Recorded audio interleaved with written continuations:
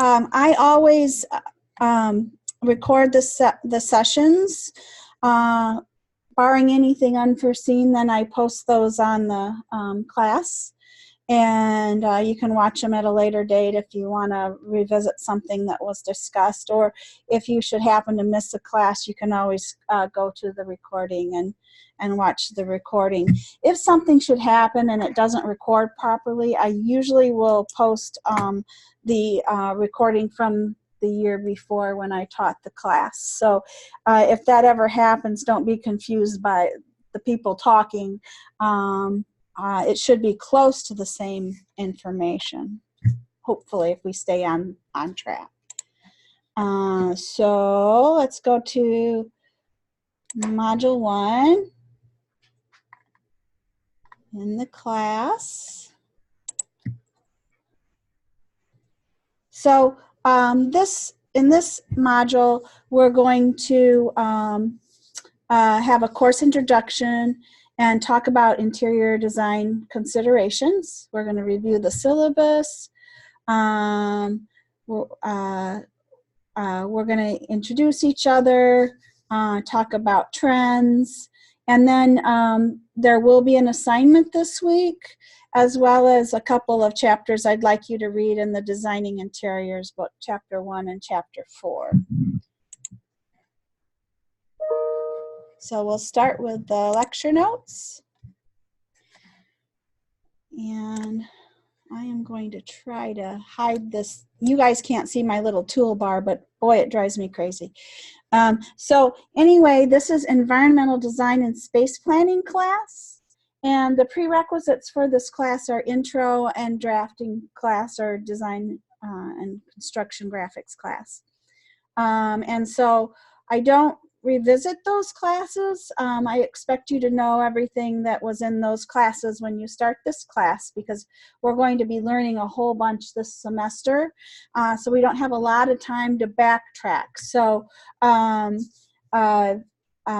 know, make sure that you're referring to your old drafting book. It'll help you when you're doing your space planning. Refer to your intro notes, and we'll do just fine. So every module is 1 week. So we will have a lecture and critiques every week. And everything that you need should be loaded into the class on Ivy Learn. So if you ever need to refer to anything or pull anything up, it's all right there. And so this week we're focusing on the programming phase of design. And we'll do some introductions. We'll review the syllabus. We'll talk about the design process and trends. And we'll talk about the assignment that will be due. So first of all, my name is Cheryl King, and I'm the program chair for environmental design. I have been teaching here at Ivy Tech South Bend environmental design, interior design classes since I was pregnant with my son, and my son is now a freshman in college at Mississippi State University, so you can kind of do the math. I've been here quite a while. And so my son is about the age of some of you in the class. So I'm going to have you all introduce yourself as well, and I'd like you to say something fun or unique about you, maybe a interest you have or a hobby you have, maybe something interesting or that you've had a lot as far as a life experience, where you are in the world right now. We have a lot of people from different parts of the state, and tell me what aspect of design is the most interesting to you, and what would you like to take away from this class. And I'm going to start. My name is Cheryl King, and what is fun or unique about me?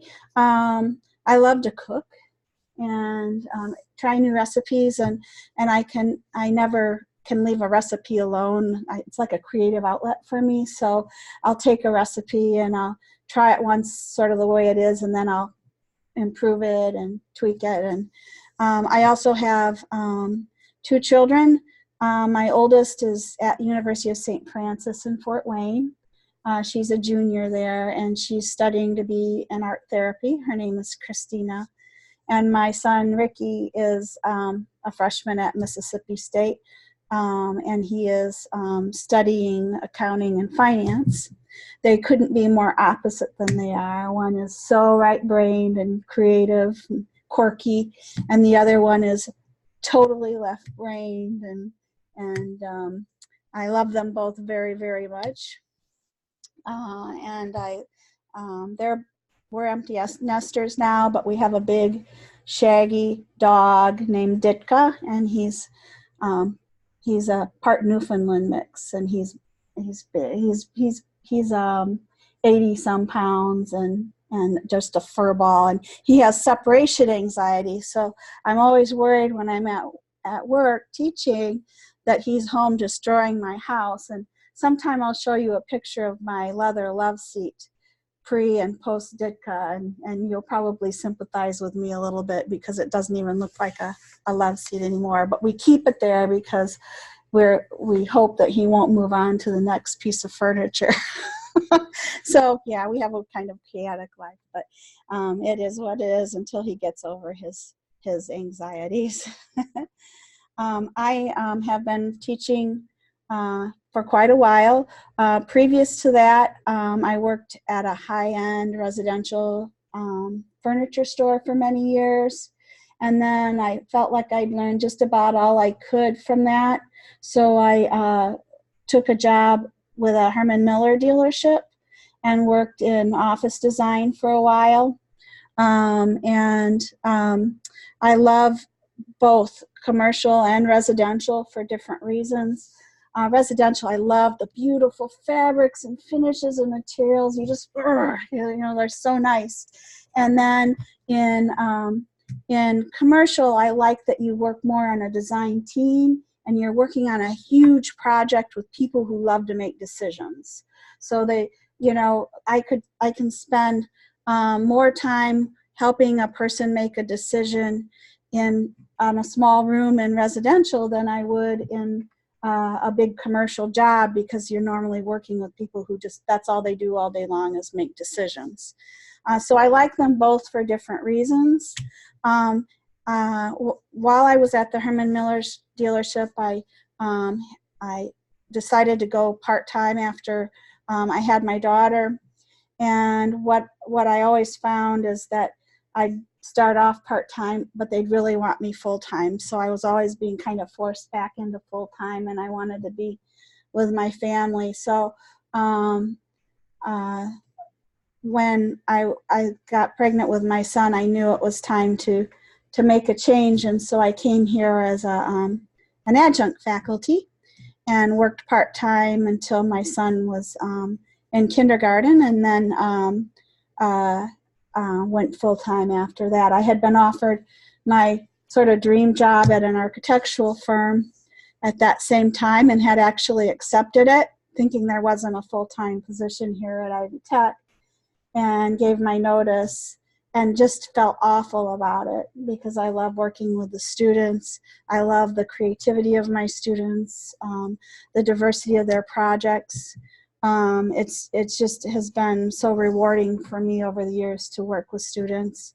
I was offered the program chair job here and went back to the manager at this firm and said, I'm sorry, I can't come. I'm going to stay at Ivy Tech. And so I've been here ever since, and I just love the Ivy Tech students. And if you had me in drafting, I talk all about why I love Ivy Tech students. So, but anyway, that's enough about me. We're going to start with you all and have you introduce yourselves, because I think you're kind of a blend of two different batches of students. So some of you were in intro last semester, and some of you were in intro last spring. So, or maybe going part-time. So we've got a bunch of people in here that don't know each other. So we're going to get started.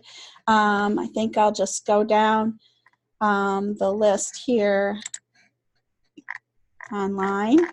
And then if there's anyone I missed from the classroom, I'll call on them next. So, Antonia, are you there?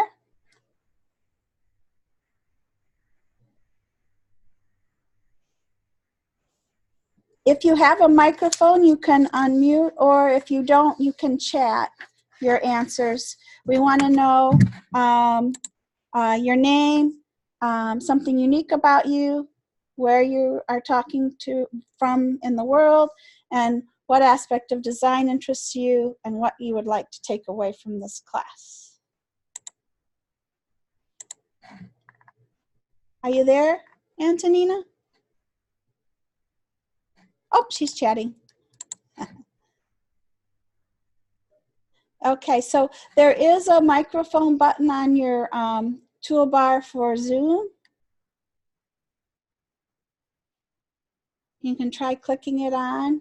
If not, then you're welcome to chat, and I'll read it out loud.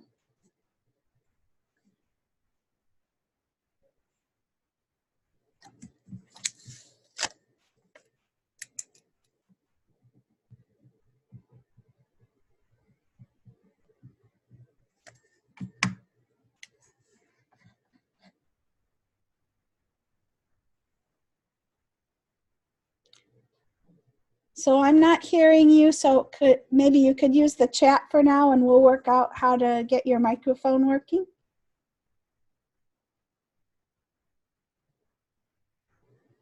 So my name is Antonina. I'm at Ivy Tech here in Evansville. I currently work for an interior designer. Cool. And I'm kind of making notes on everybody just so I can get to know you better. Then it'll take me a little while with this size of a class to recognize voices, but I usually do get there eventually.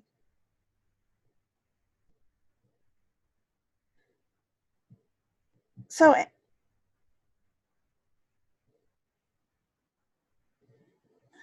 Antonina, what type of design are you doing with the designer you're working with?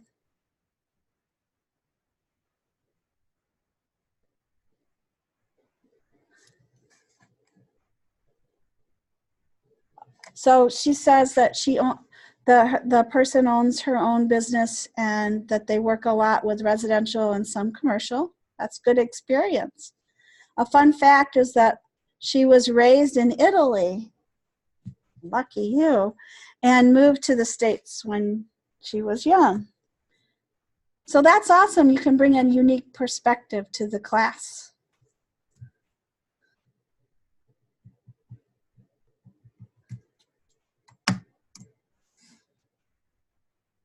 Thank you, Antonina. Okay, so next we're going to Aditi. Yes. Hi everyone. My name is Aditi Khanorkar, and I'm originally from India and moved to United States a couple of years back. I'm married. I have a husband over here, and I am currently staying in Fort Wayne, Indiana. And about me,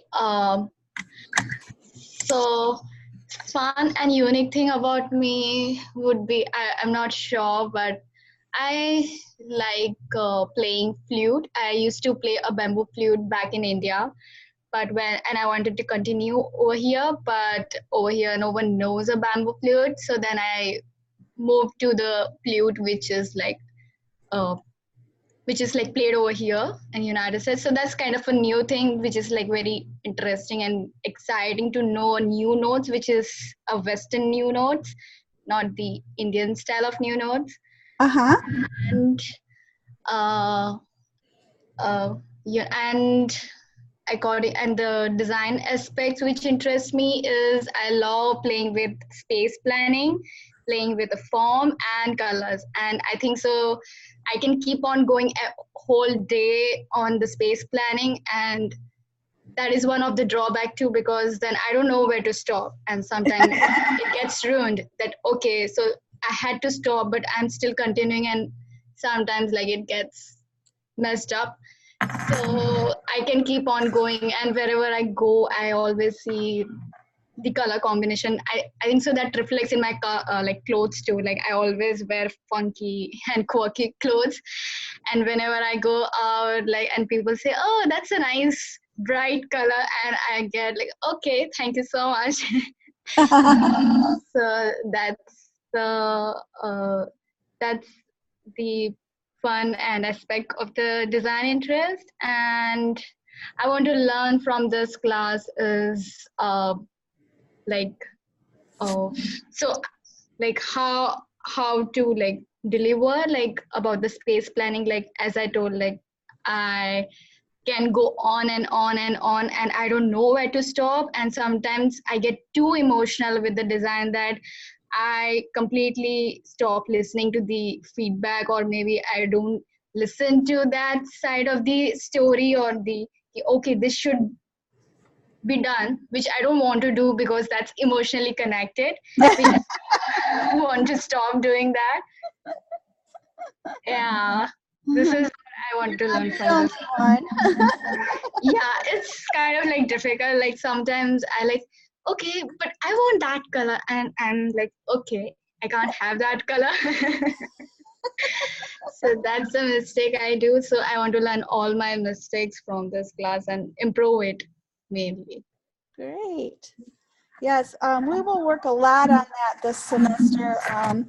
You'll be producing several options, and we're going to learn how to work quickly. So we're not spending too much time spinning our wheels. So we'll be talking about that throughout the semester, how you can manage your time to be more productive and get more work accomplished in a shorter period of time. Yeah, I want to. I want to so badly improve this thing. Well, great. Yeah, did I miss anything else? Nope, I think I'm you're done. good. Oh, thank you. And yeah, hello everyone again, once again. And it's so nice to see so many familiar faces in this class.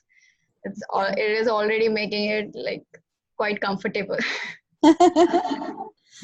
Okay, how about you, Ashley?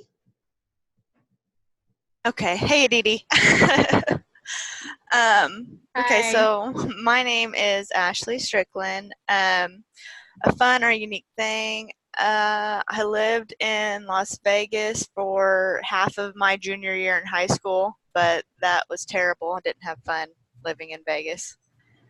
I'm here in Evansville, Indiana. What aspects of design interest?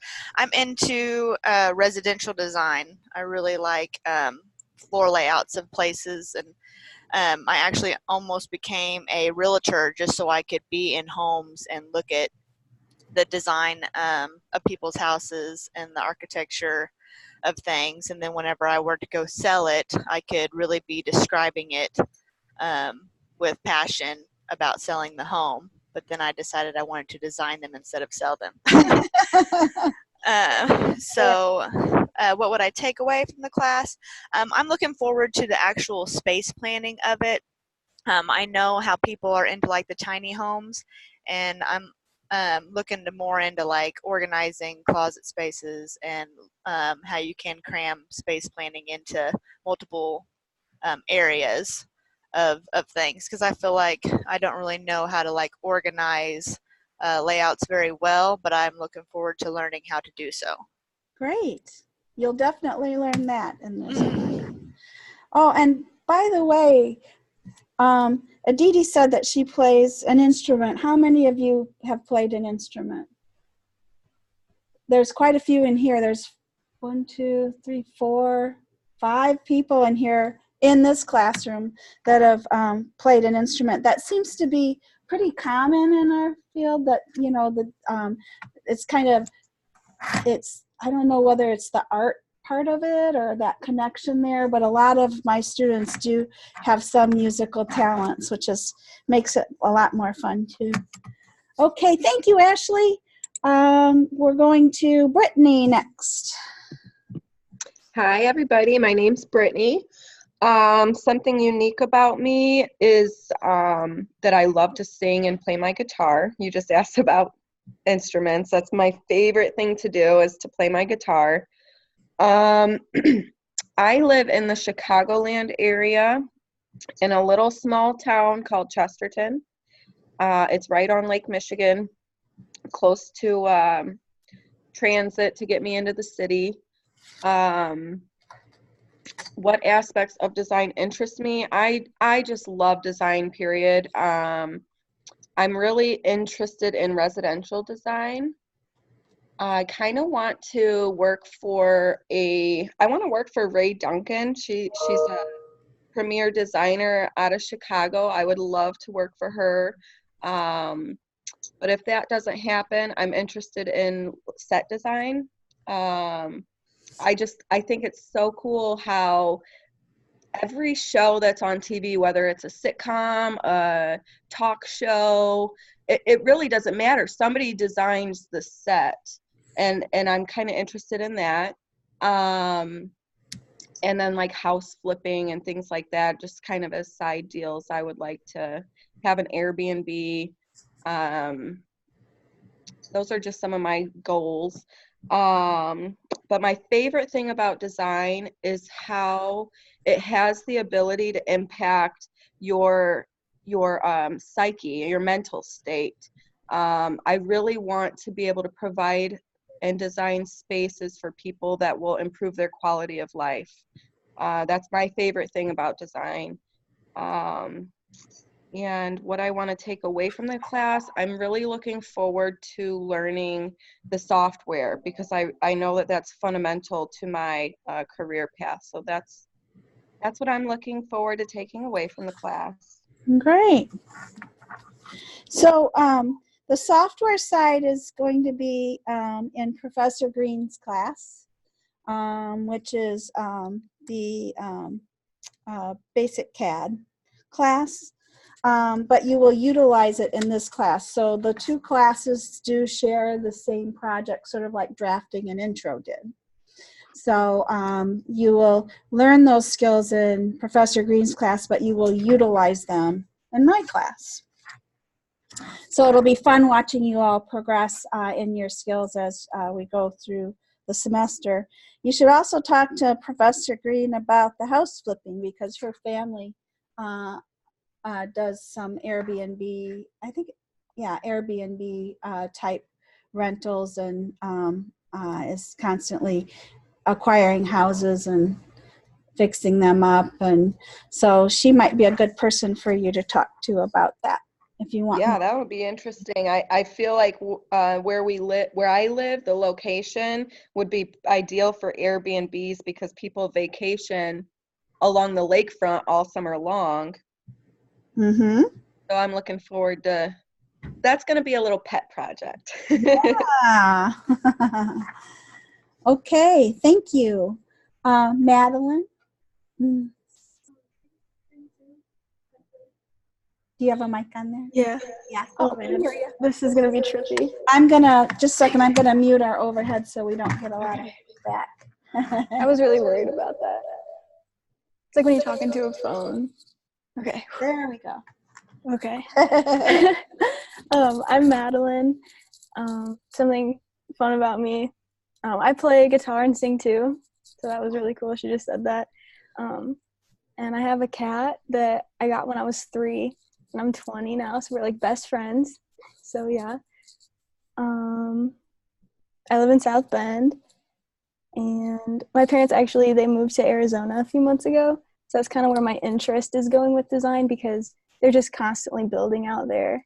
And it's just so beautiful, and it's like so Western, so I'm kind of into that style. So I'm hoping to like move out there one day and work with stuff over there, like houses.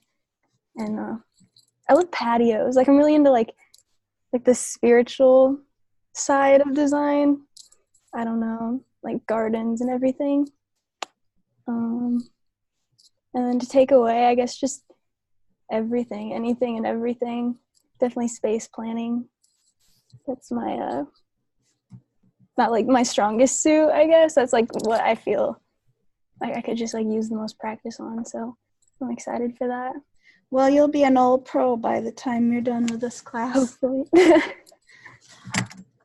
Okay. Thank you, Madeline. And then let's see. How about you, Madison?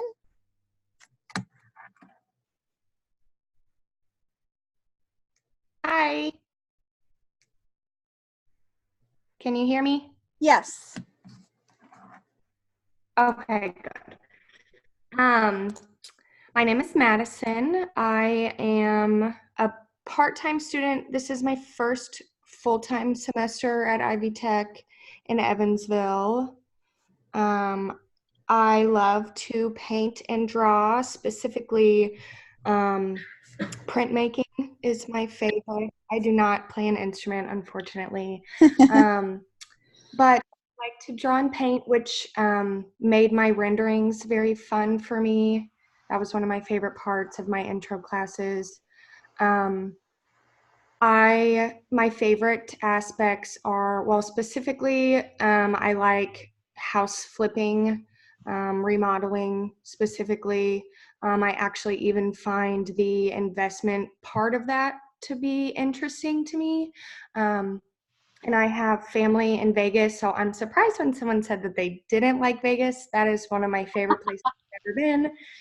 So, like I said, I have family out there that are in real estate and investing in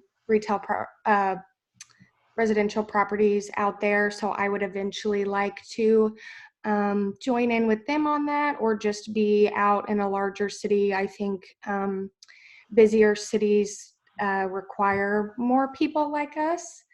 But one thing I do want to take away from the class is also the space planning part of it, because anyone can really make a space look good. But one thing I didn't necessarily realize when I started my major is that there's actually a very valid reason behind everything as far as finishings. Even one of the craziest things to me was window placements to allow, to save energy, or to allow heat, or, where the sun rises and sets. And then the gardening aspect of that too. It was all very surprising to me. So I'd like to learn a little bit more about why we have those things, those guidelines. So hopefully I will learn some of that. Great. Well, there's several of you from Evansville. Maybe you can connect on campus. So I've counted 3 so far. All right. What about Melinda? Hi. So my name is Melinda. I am a little south of Warsaw, about 20 minutes south of Warsaw. I'm at home right now, but I work and pretty much live in Warsaw. I work at the Ivy Tech campus in Warsaw. I'm just your typical Midwesterner. There's nothing really super unique about me. I don't play any instruments. I have a cat. Her name's Nona. She's really cute.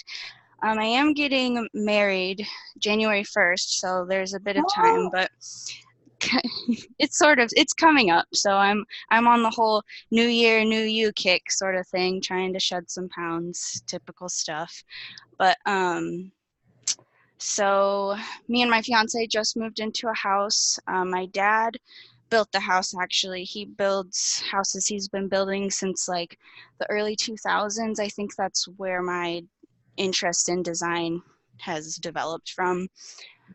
But the main thing that interests me about design is, I think a few other people said this, but like the psychological effect it has on you when you're in a place, like how it affects you and your decisions. So space planning will be really good to learn, like all the things that affects you on and stuff like that. Great. So yeah. Wonderful. So you've got you've got construction running through your bone, right? You could say that, yeah. Congratulations, Melinda. Thanks. Okay, thank you. How about you, Michelle? Hi everyone. My name is Michelle Izzo White. I live in Bloomington, Indiana currently, but I've been with the South Bend campus my entire time that I've been in school now. So let's see, something fun or unique about me. I guess my kind of go-to with that, I have probably more than enough fun things and unique things about me, but my easiest go-to is that I've lived in a lot of places. I've lived in 3 states and 3 countries, and I did a lot of traveling when I was younger, which gave me quite a bit of I have a very varied background and life, basically. So I just have had a lot of experiences, and it really helped to shape sort of where I'm at now. I think I sort of figured out what I wanted to do pretty late, which I sort of, for the other class, tracked how I got into design, and it was really just spending a lot of time in major European cities, and then I own a small business in Bloomington, which specializes in kind of personal assistant tasks and residential non-toxic house cleaning. And so I've also spent a lot of time in people's homes and really observed how they live and what works and what doesn't work. So that's kind of what brought me to where I'm at, which is probably the most current, fun, and unique thing about me. I am most interested in, so basically occupant health in design. Somebody else mentioned quality of life. Quality of life is super, super important. I'd really like to be able to combine what I've learned about, sustainability and design with kind of classic beauty, really, because that's what really inspires me. And, sort of like green being a pretty overused term, but more like regenerative and sustainable design. I'd really like to figure out how to combine that with more classic beauty, if that makes any sense. Mm-hmm. So a little bit of the old, a little bit of the new, a little bit of the past, a little bit of the future. I'm really also interested in preservation, restoration, pretty obsessed with window treatments, and just older buildings in general. So kind of repurposing, giving things a second life. And in terms of this class, I'm looking forward to this class because I hope that it will be an opportunity for me to use all of the technical skills that I have learned thus far, and hopefully not have to learn any more right now, but to to actually be able to get really creative without having to kind of worry about learning. I took AutoCAD last year. I just have a really busy life, and so I kind of have to take it really slow, and I have to balance my classes with a heavy workload. So last year I opted to take AutoCAD without space planning. So I just hope that I don't know what I'm going to use for this class yet, but yeah, really hoping to be able to get creative and sort of be a little bit more relaxed through the process of our class, because I hope. Not that I know it's going to be hard work, and I'm excited about it, but yeah, looking forward to just kind of giving it my all with creativity. Okay, great. Thank you. Thank you. Okay, Misty? Hi, Hi, Misty. my name is Misty Hall. An interesting fact, I have 4 dogs, a guinea pig, and my boyfriend's in the Army.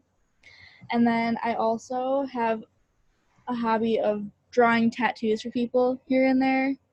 So that's kind of where my artistic ability is mainly at. And then I am in Valpo, Indiana, right by Chesterton. And then the aspects of design that interest me would typically be residential. My family has been continually remodeling since the past few houses we've been in. So it's been like a constant fixing the houses up, and then we move out and then go to the next house and fix that up. And then with this class, you mentioned better time management. That's something I definitely need. That, and then the space planning aspect, I would definitely like to learn more about that. Great.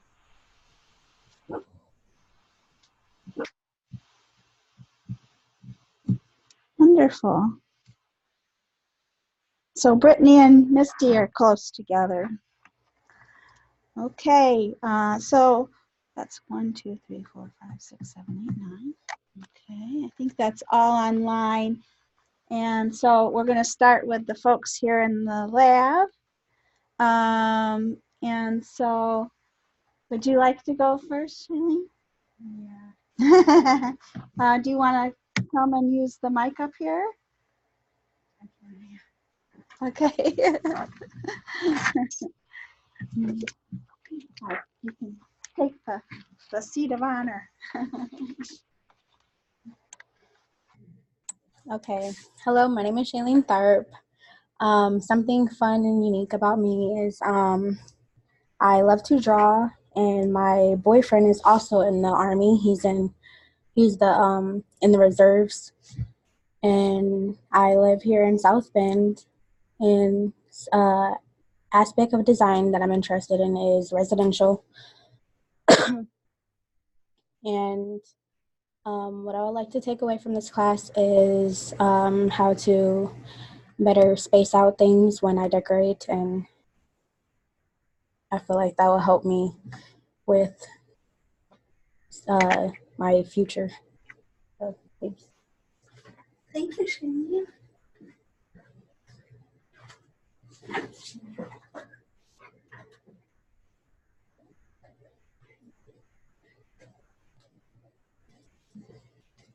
Hello, everyone. My name is Amanda Fries. Something unique about me, we've talked about this already, is I played violin for about 8 or 9 years growing up. So yeah, another go-to fun fact is my sister and I share the same birthday. We're not twins. We're just exactly 3 years apart, almost to the minute, which is insane. And we look like twins, to be honest. We just are not. I am living in Mishawaka right now in an apartment. The aspect of design that most interests me is color theory. I think it's fascinating that the colors that surround you can affect your mood or emotion or, your well-being. And also, the use of light is really interesting to me. I'm kind of light sensitive with my eyes. I don't know why, but I am. So artificial lighting usually hurts my eyes and I get headaches. So I love natural lighting and trying to incorporate that. A takeaway for me, and I think Aditi kind of touched on this, is I get emotionally attached to certain things. So if I find like a floor plan that I really love, it's hard for me to change it. So that's something that I would like to fix and work on during this class. Thank you. So, fun fact about me, my daughter was born on my birthday. Yeah, yeah. Yeah. Violin is a really challenging instrument to play. Wow, great. We had an SI at one time, and she was a student here, and she was very sensitive to light. Artificial light like LED really bothered her, and even to the point where she sometimes, if she was working on the computer all day on a project, she'd wear sunglasses to look at her screen. Pair of special glasses that have a blue light filter. Mm-hmm. Good. That's good. That's good. Donovan, would you like to go next? Then I'll come back up to you and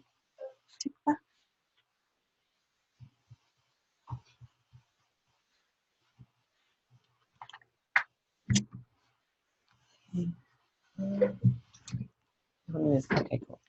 Um, Hi everyone, my name is Donovan Hubbard, and something fun or unique about me is something fun I like to do is video editing, and I like to work with Final Cut Pro or Photoshop. So I do fun like YouTube videos or like artwork and stuff like that. And where am I in the world? I am currently in South Bend, Indiana. I've been going to school for Ivy Tech for a couple years now. And what aspects of design interest me is I want to do residential design. I love working with inside of the home and like turn it to something like people be surprised or feel more homey and relaxed and something that they want to come home to. Um, what would you like to take away from this class is that I want to increase all the knowledge I can from the class. Maybe I can turn it into something like towards, like video editing and make it more precise and more neat and explore and help other people that's in the same field as I am. And I can help them as well. So that's all. Thank you, Donovan. Thanks. Video editing is really good in combination with design because especially in this area with all the manufactured housing and everything, they need people who come in and document the space, and so you can like work with a realtor and like through Zillow and those kinds of things. But so you could even do like home staging and then do the video parts of it. So you got some really good skills there to use together. Okay, Maricela.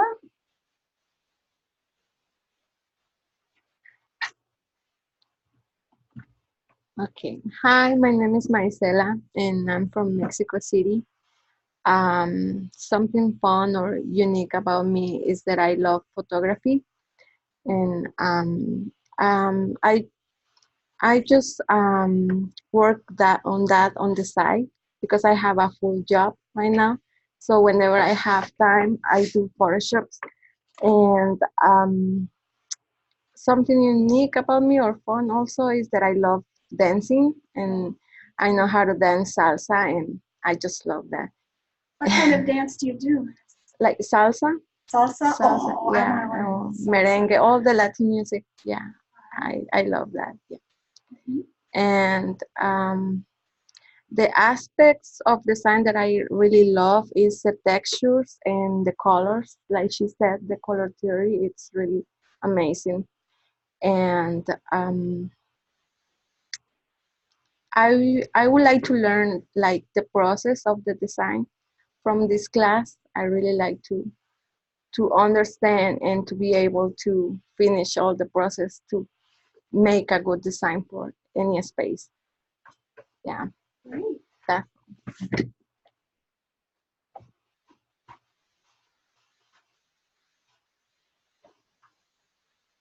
So my first teaching gig was dance.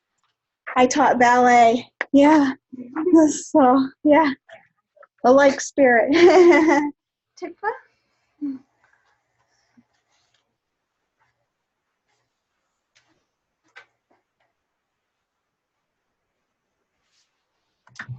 Hi, my name is Tikva. I kind of feel like the bridge here because I was in this classroom last semester with a whole bunch of the girls in here and Donovan, everybody that was in here for the intro class.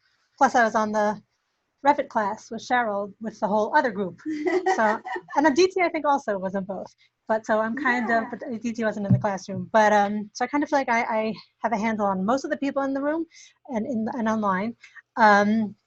I'm a returning, I've been a stay-at-home mom for a number of years, almost 20 years, I guess. And I have a degree in CAD, and my previous experience has been in drafting. Did a lot of drafting for different architectural firms, all residential, which I enjoyed. And learning the design process is very exciting for me. It's a lot of fun. I feel it's a very, it's a creative outlet. I just feel very drawn to it. But like Aditi and Amanda said, I get way too caught up in the emotional aspect of it and feel like I need to learn the process of doing it quickly, efficiently, correctly, and moving on. We're working on it. Yes. So that is definitely what I would hope to gain most from this class. Great. Wonderful. Did I miss anybody? Oh, I'm so sorry. Come on up. I'm sorry. I thought I had you talk online.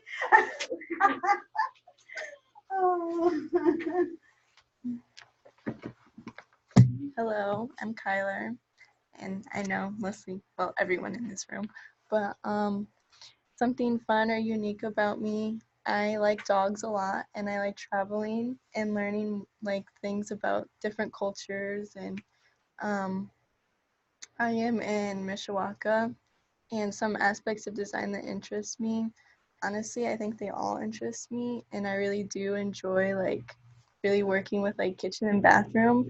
I don't know why, I always have. I just really like kitchens, and I will like spend my time, like free time, just looking at kitchens on Pinterest. And my mom's always like, "What are you doing?" I'm like, "Oh, just looking at kitchens." And I'm always telling her, I'm like, "We should do this or we should do that." And she's like, "No, I'm not doing that." I'm like, okay. But yeah. What would I like to take away from this class? Honestly, everything that space planning has to do with, and just like organization, and kind of like hopefully I can find more ways to be a little more organized myself, and especially in my room because that is a mess. So yeah. It's wonderful. Sorry, I missed you. You're fine.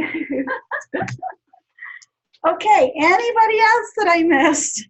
I always do that. I always get one person. That's terrible. Okay, so you can see we've got a really good class here. I am so excited for this semester.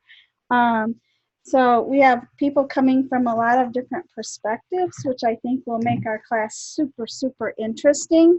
A lot of you did mention getting attached to designs and kind of wanting to stick with them, and we'll be doing lots of versions of designs, lots of quick studies to practice getting faster at what we do.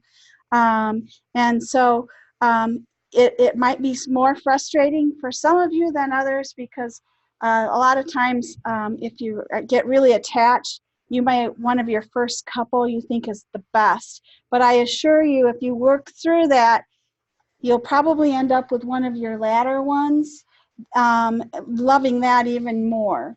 And so we'll be working on that throughout the semester. I usually have a few that do get really attached, and they say, "Oh my goodness," at the end they're like, "This is the very last one I did that I picked to go ahead with." So we'll be working on that.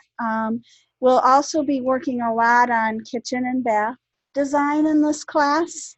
We'll be learning about NKBA standards, which is the National Kitchen and Bath Association.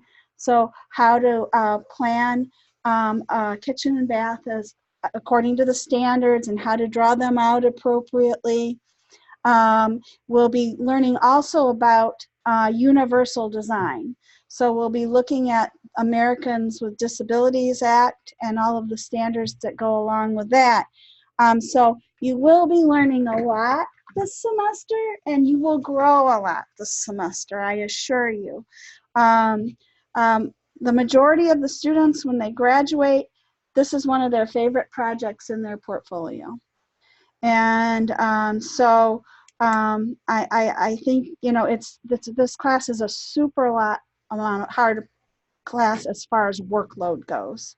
There's a lot of work to be done, so that's why we kind of focus on working more efficiently. But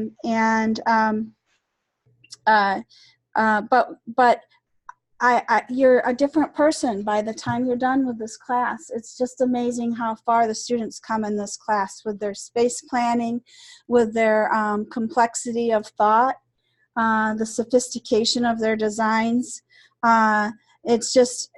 It's amazing throughout the semester how far the students come, and it's not just me, because of me teaching you, it's because of you and the inspiration that you get from what you're learning. And also if you're in CAD class, Professor Green works with you on organization as well, as she's teaching the CAD class, and she's a superb teacher. And so I think that those of you who are in that class are really going to benefit a lot from what you're learning in there as well. And we work very closely together. So we're trying to be at the same place at the same time on the project. So she's teaching you all the drawing and organization skills in that class, and I'm teaching you all the standards and the more design application in this class. It's a really good symbiotic relationship between the two classes. Excuse me, I just hiccuped. So the textbooks that we have in this class are the Designing Interiors book, which has this black cover. This is the book that we'll use for the majority of the semester, okay?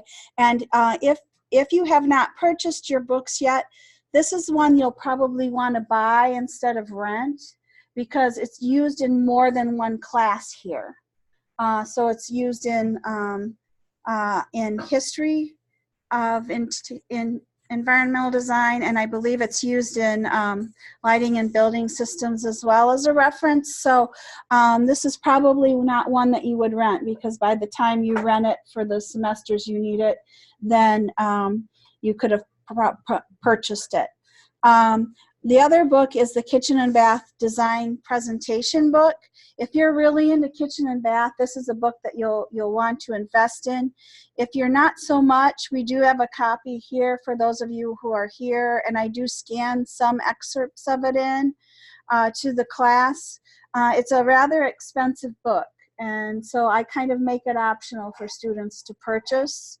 But if you're really into kitchen and bath, you're going to want your own copy of it. You can weigh that. You won't need that book until about module 5, so we have a few weeks to decide. And for those of you that are here in class, you can take a look at the one that I have to see if you think it's worth the investment.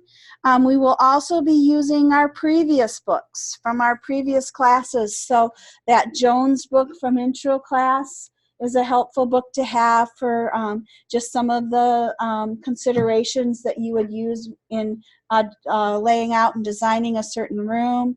The Kitchen and Bath Standards book, that little booklet that you purchased in intro, is a fabulous little book, and you'll use it a lot if you have it in this class for the kitchen and bath modules. And then the drafting book is wonderful for how to represent things that you wouldn't necessarily be drawing all of the time.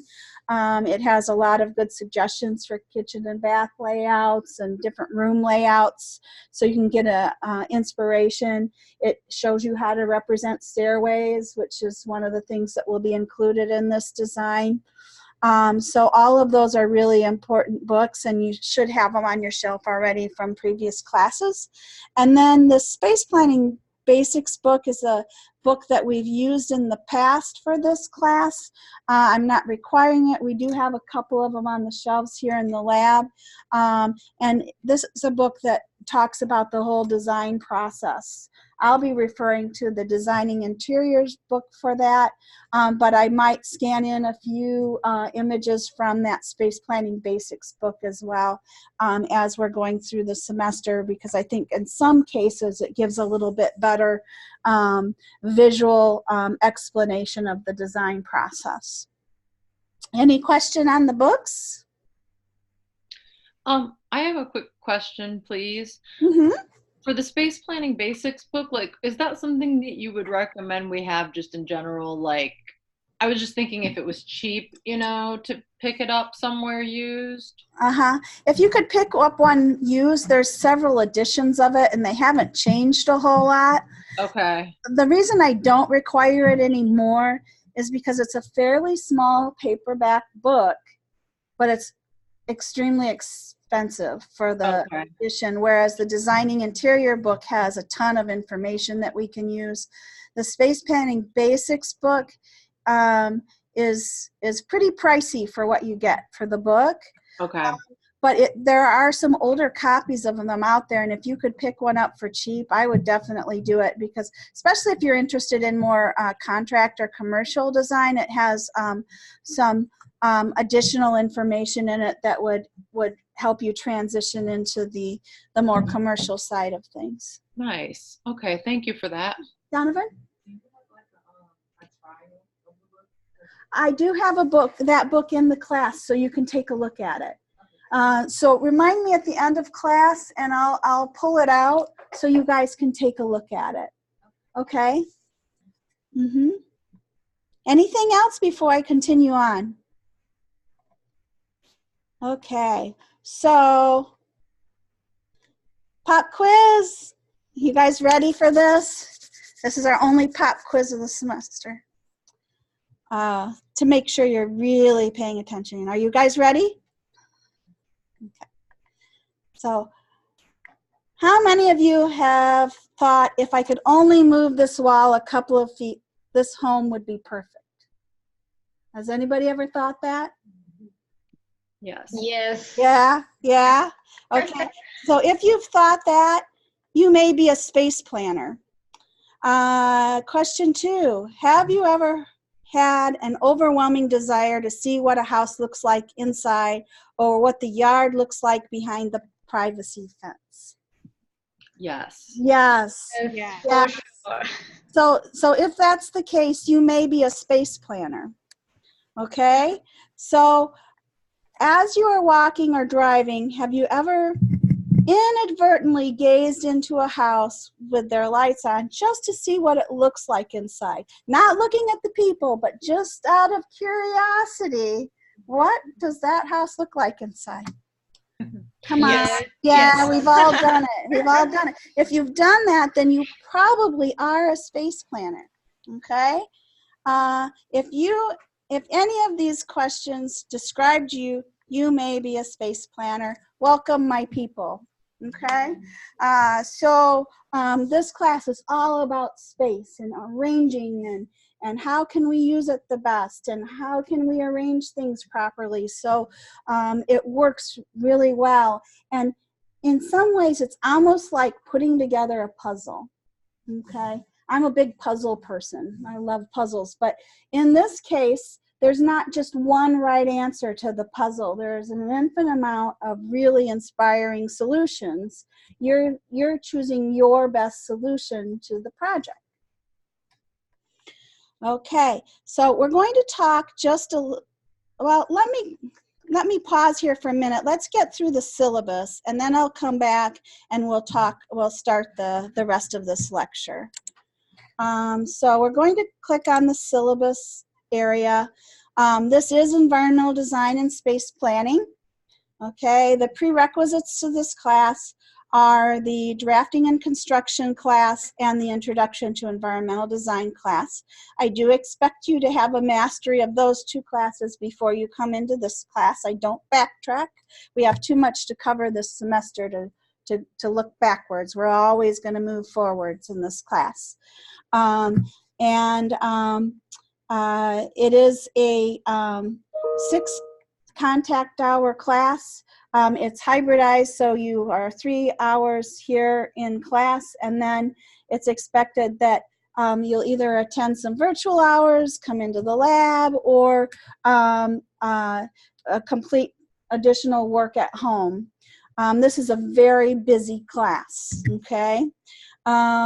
So the description of this class is it presents concept development, programming, and space planning of the built environment. Exercises reinforce creativity and problem-solving skills. It emphasizes the relationship between individuals and their surroundings, including studies in human scale, proxemics, and design considerations for special populations. Okay? So in this course, some of the main objectives, you should be able to demonstrate an understanding of space planning through accurate furniture and equipment arrangement to facilitate specific tasks, social gatherings, conferring, etc. Appropriate furnishings based upon global human factors and ergonomics. Provisions for adequate traffic allowances. the application of universal design principles, prepare a pre-designed program including interview questionnaires or information sheets utilized to obtain research data, prepare an appropriate and accurate written design concept for a variety of design projects, prepare an oral presentation for class critique to include appropriate use of environmental vocabulary, and then justification of design solutions, and awareness of sustainable design practices and materials. So some of the areas that we'll be learning a lot about are universal design, space allocation, criteria matrix and bubble diagrams, client interview programming techniques, design concepts, space planning techniques, and then I have the books listed here with the ISBN. Eileen, our paraprofessional, will be here Monday through Thursday from 9 to 2. So if you ever want to come in and work in the lab, she's here and can help you. But she also did a study on the books and found some different sources for the books that may be a little bit more reasonable than getting them through the bookstore. So if you're interested in that, let me know and I'll forward that list to you so you could get your book from a different source. And then the recommended supplies would be any of the supplies that you would have been using in introduction to environmental design and design and construction graphics classes. In addition, you probably will want a pretty beefy thumb drive or portable hard drive to store your CAD files on if you're in the AutoCAD class, and Professor Green will talk more about that. Okay. There is a link here to the bookstore if you decide that you want to purchase your textbooks through them. We do have a computer resource area here on campus where you can go if you have trouble with Ivy Learn or any of those types of situations. They're open all day long, and so if you have those kind of needs, let me know. My name is Cheryl King. My contact information is here. The best way to reach me outside of class is to email me. Please email CL King and not C King. She gets really testy when she gets my emails and sends me cranky notifications. So if you're emailing me, make sure you're sending the email to CL King, or you can send me a message through inbox on the Ivy Learn. I also will be posting virtual class hours, virtual lab hours outside of class. These are completely optional. You don't have to come to these classes, although I can tell you if you critique between class periods, I can sometimes catch some things that, that you would not then have to fix later on. So you can keep moving forward instead of backtracking. And I have attached here my whole schedule of when I'm available. I'm here on campus Monday through Friday from 9 till at least 2. Now Thursdays is a really busy day for me. I'm pretty much teaching solid all day, but other than that, I'm pretty available. I have drafting class on Tuesdays for a short time, but other than that, I am available to students.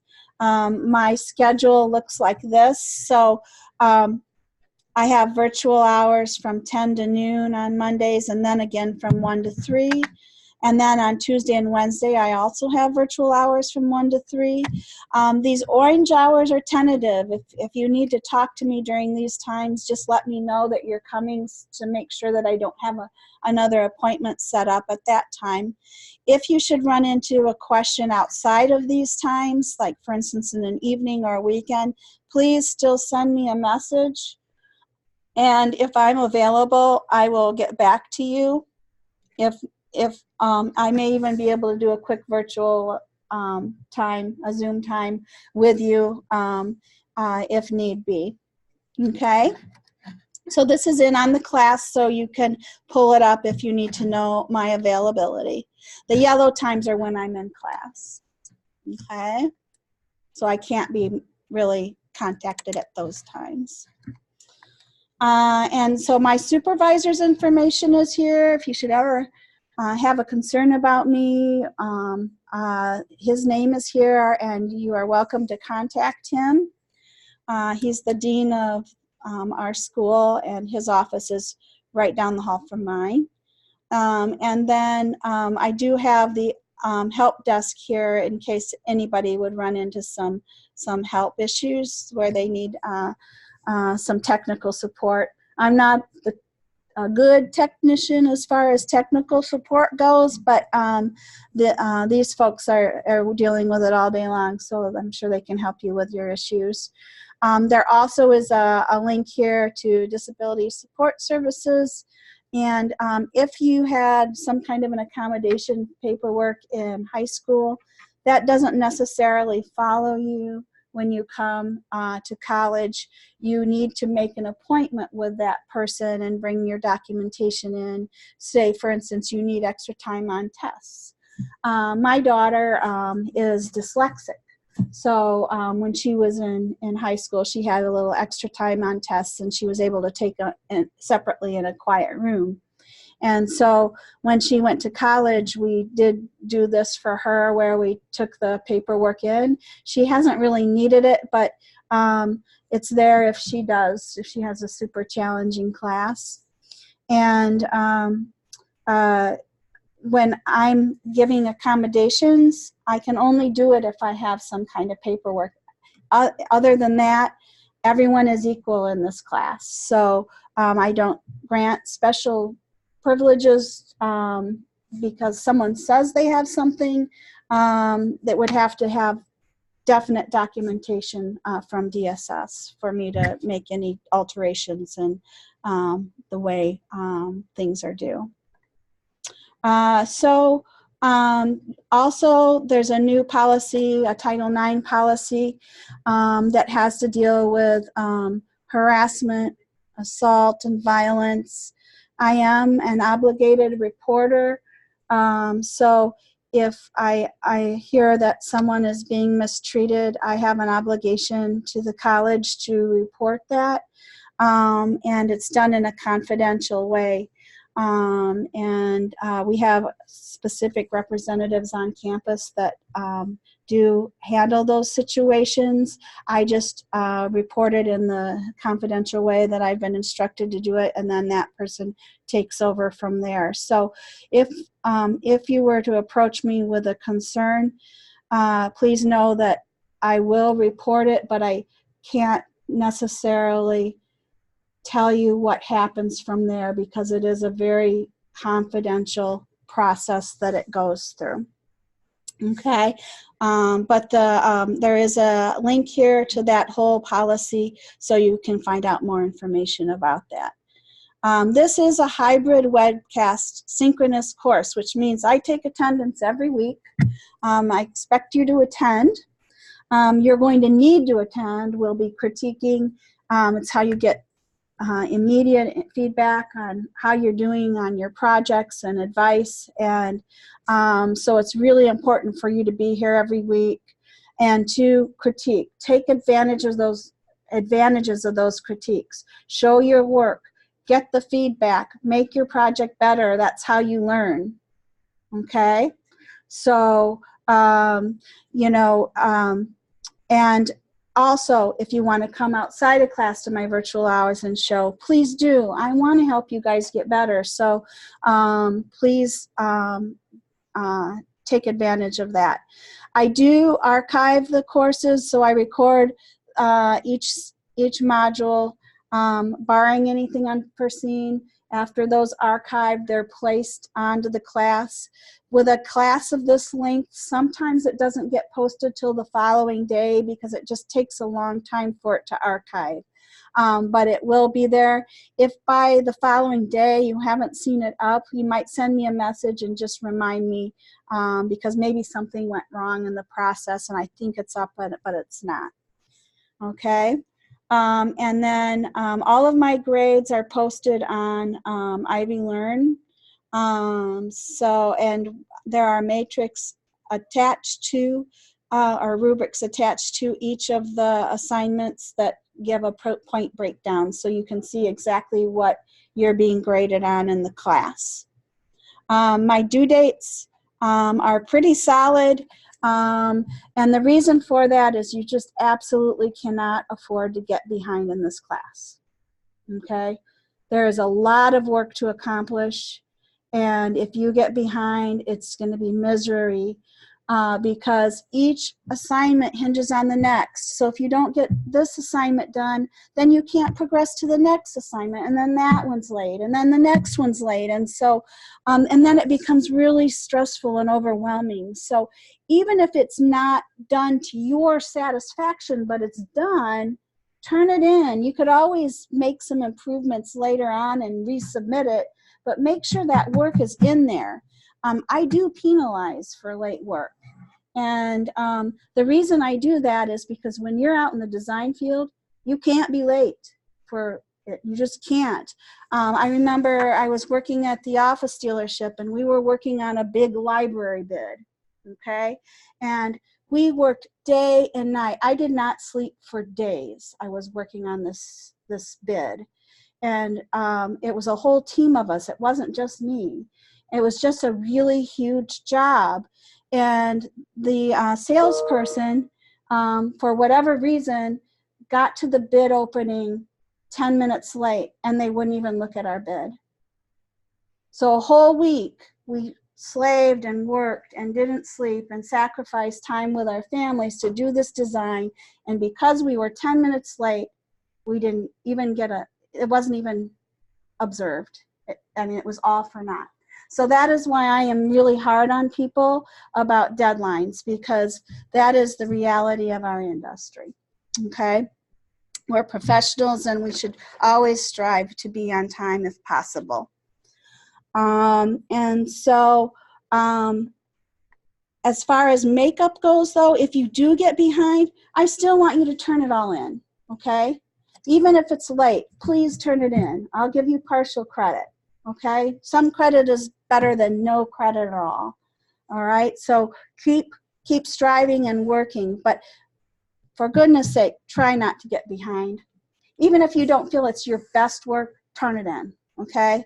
We want to see it. So I do deduct each week that things are late. And Professor Green does as well, because she came from the same environment that I did. So we're kind of on the same page about all of that, okay? All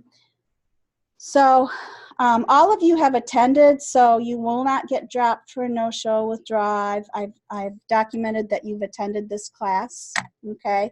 So you don't really need to worry about that at this point. Are you required to come to campus for this course? No. You're required to log in online, but you do not have to be here in the classroom. Although if you are close to here, it is beneficial to be here, because you can take a look at people's work and touch and feel samples. We just got a whole bunch of new fabric samples in and wall covering samples that are current. They were from Lux Home Interiors that closed down, so they're brand new. Some of them haven't even been unpacked from the box yet from the manufacturers. So you guys can go through those and take a look at those as well. So if you can come in, please do. It's a lot more fun that way for all of us. It's not all hard work, you know. We have a little social time in here too. I take cookies as bribes. Just kidding. I sometimes will bring in cookies. So you don't necessarily have to come. The only thing that is mandatory at the end, we do have a jury presentation. And whether you're a distance student or you're here in the classroom, you are required to present your final projects at the end to receive your grade. Okay, and that's during the last week of the semester. I don't have the exact date yet, but I will, as soon as I get that, I will pass it on to all of you. So if you need to get off work or make childcare arrangements or whatever, you'll have plenty of time to do that.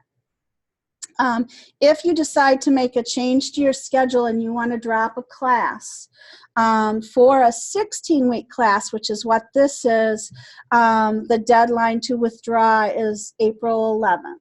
Okay, so say you want to drop this or CAD class, April 11th is the last possible day that you can do that. Okay, if you're in an 8-week class, that's different. Okay, so there'll be different deadlines, and you check your syllabus for the deadlines on those particular classes. Anybody have any questions so far? Okay. All right.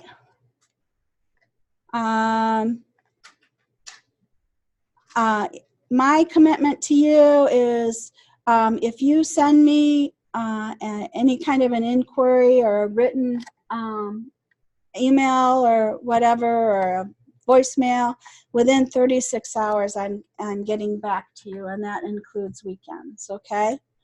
And then I encourage people to take advantage of the Ivy Alert, which you can register for on My Ivy. If there was ever an inclement weather cancellation, for instance, it would just send a notification to your cell phone or your email, or however you prefer to have your notifications sent. In this class, I usually keep going even if there is inclement weather, because I can do it from home. And you know, normally people can log on from home.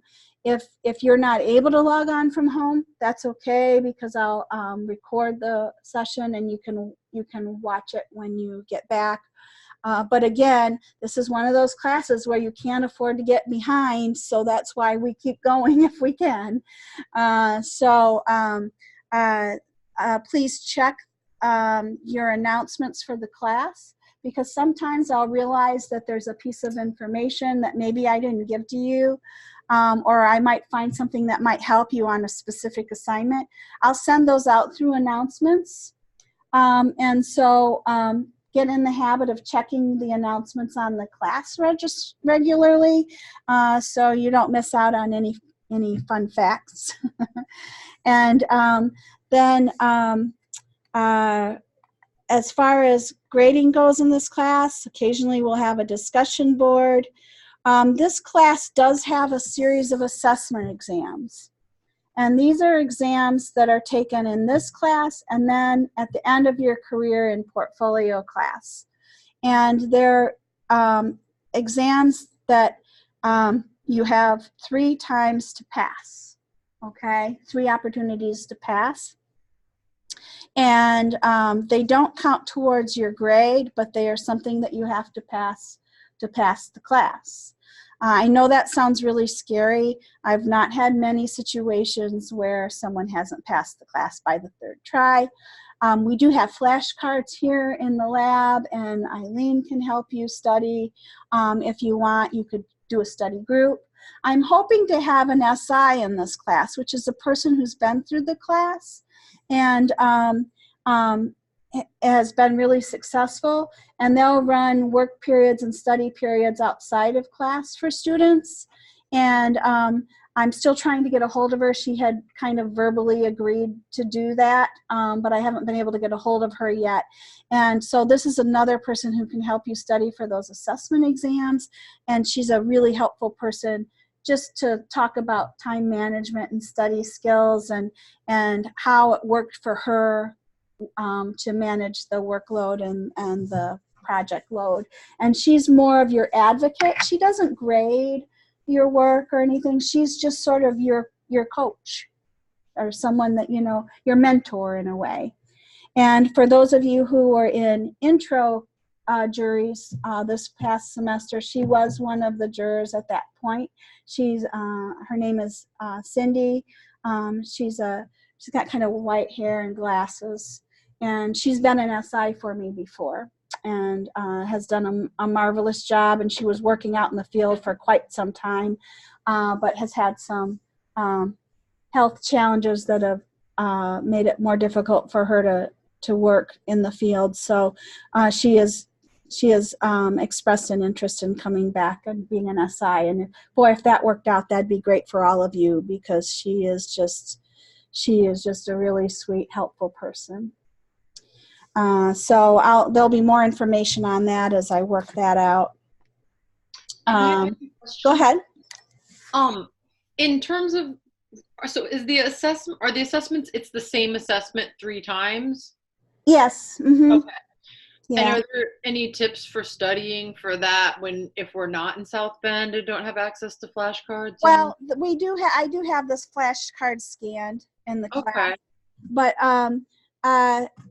also, if you just study like your quizzes from intro and drafting, a lot of that comes from there. If you've had design fundamentals, some of it might be from that class. It's 100 level information that you should already have had in class. It shouldn't be surprising information.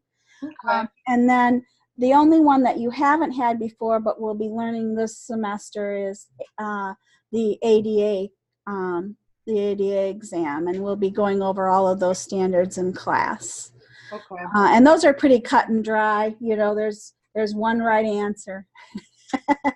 So that should not be a difficult one to kind of catch up on. But I wouldn't stress right now. I will be going over what is on those.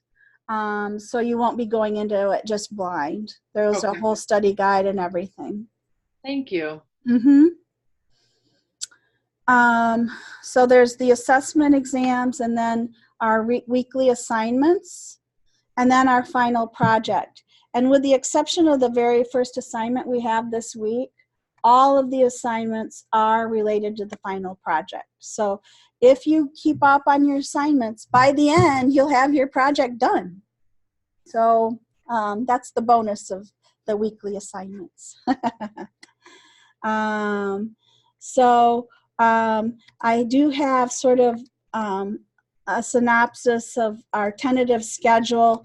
If for some reason we have some weather problems, or if I feel we need to spend more time on one thing than another, I might change this, although I've been teaching this class for a lot of years now, and this schedule has been pretty good. So I don't foresee it changing. But if we, for instance, I think it was a year ago, we had Snowmageddon, where campus was closed for several days running, and it was right at the beginning of the semester. We did have to make some adjustments that time based on the weather, but for the most part, it should be pretty true to this schedule that I have here. Also in this outline of what we're studying each week, it will give the reading assignments. And the reading assignments also support what we're doing in the class, okay? And then at the very bottom of the syllabus page, there are the due dates for everything, so you can look at them there. I don't stress over it because we have 16 weeks to get all this done. So it might look overwhelming from the front, but I assure you a lot of people have made it through this class and very successfully. One thing that I would like to show you on Ivy Learn, there is a calendar function. Come on. It's thinking about it. It's not sure it wants to. Okay, there we go. So in the calendar, it will give you all of the due dates in a calendar form. You can turn off classes and turn them on by clicking the boxes at the side. So if you just want to see our class, which is the space planning class, then you can click on that particular class. Let's see, where is it?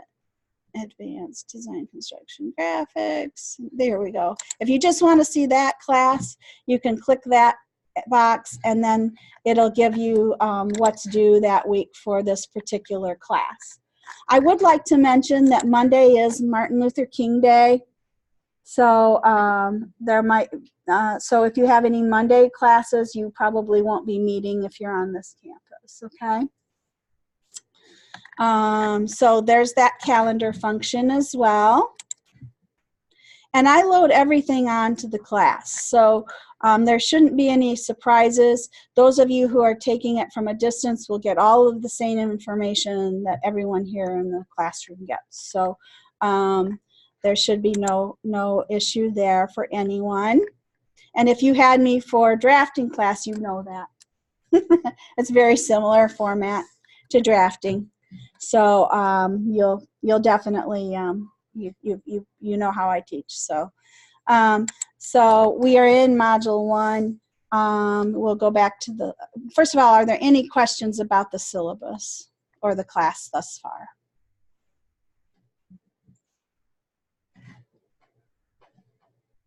Okay, so we're going to go to the PowerPoint again, kind of forward down to where we left off. All right, so we're talking about trends in design. Okay, can anybody think of some housing trends that are really hot right now? Besides the one on the screen. Open concept.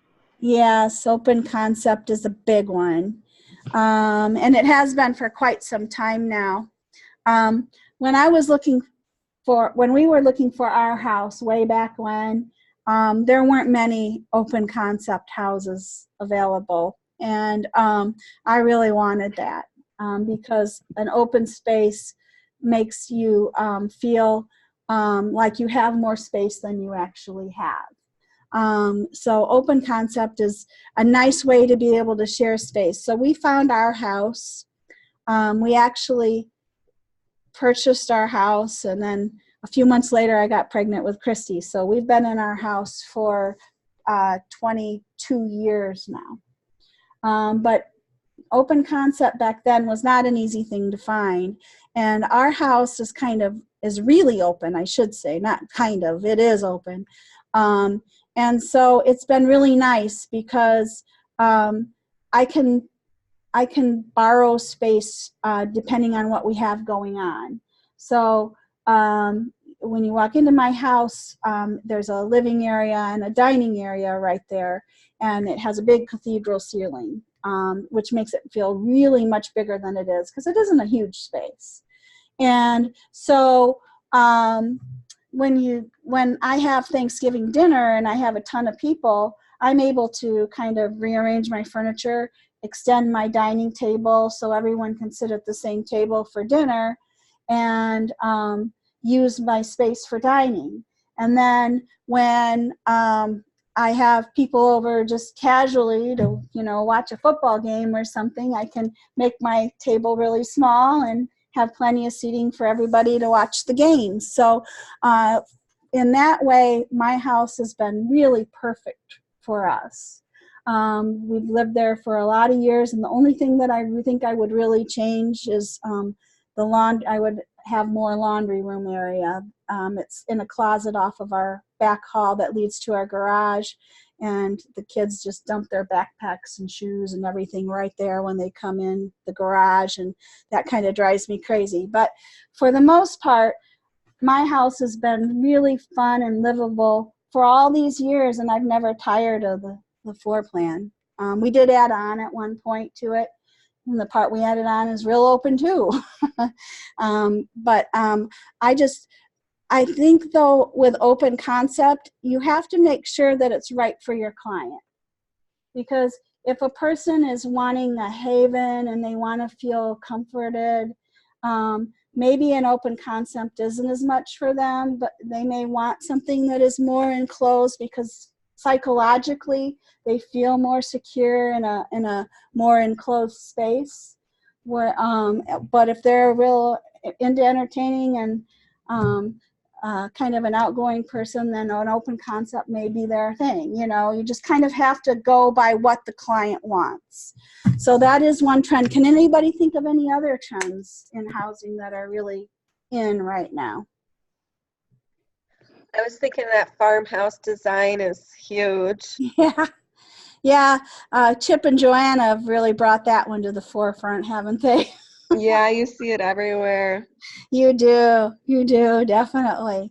As part of that farmhouse trend, I think using a lot of light materials or rough-hewn materials, natural woods seem to be really popular in materials and finishes.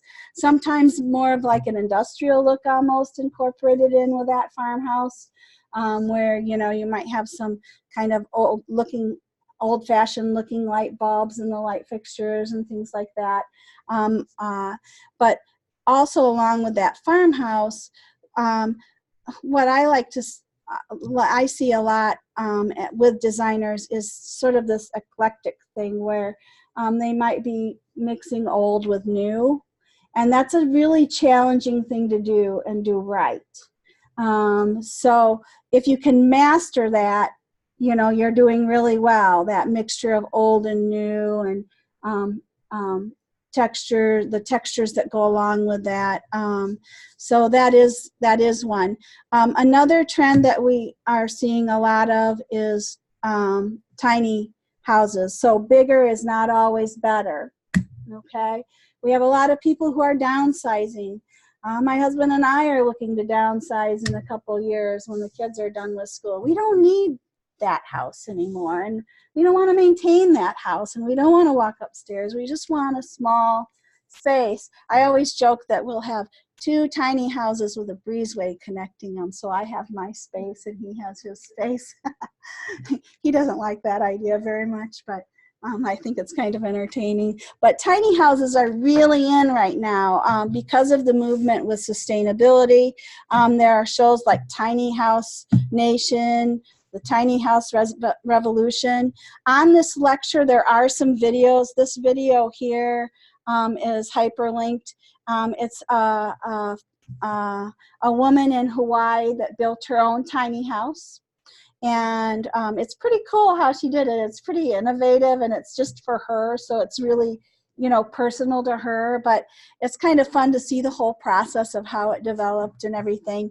So there's a trend in the U.S. housing market, albeit a very small one, drawn to the prospect of financial freedom, a simpler lifestyle, and limiting one's environmental footprint.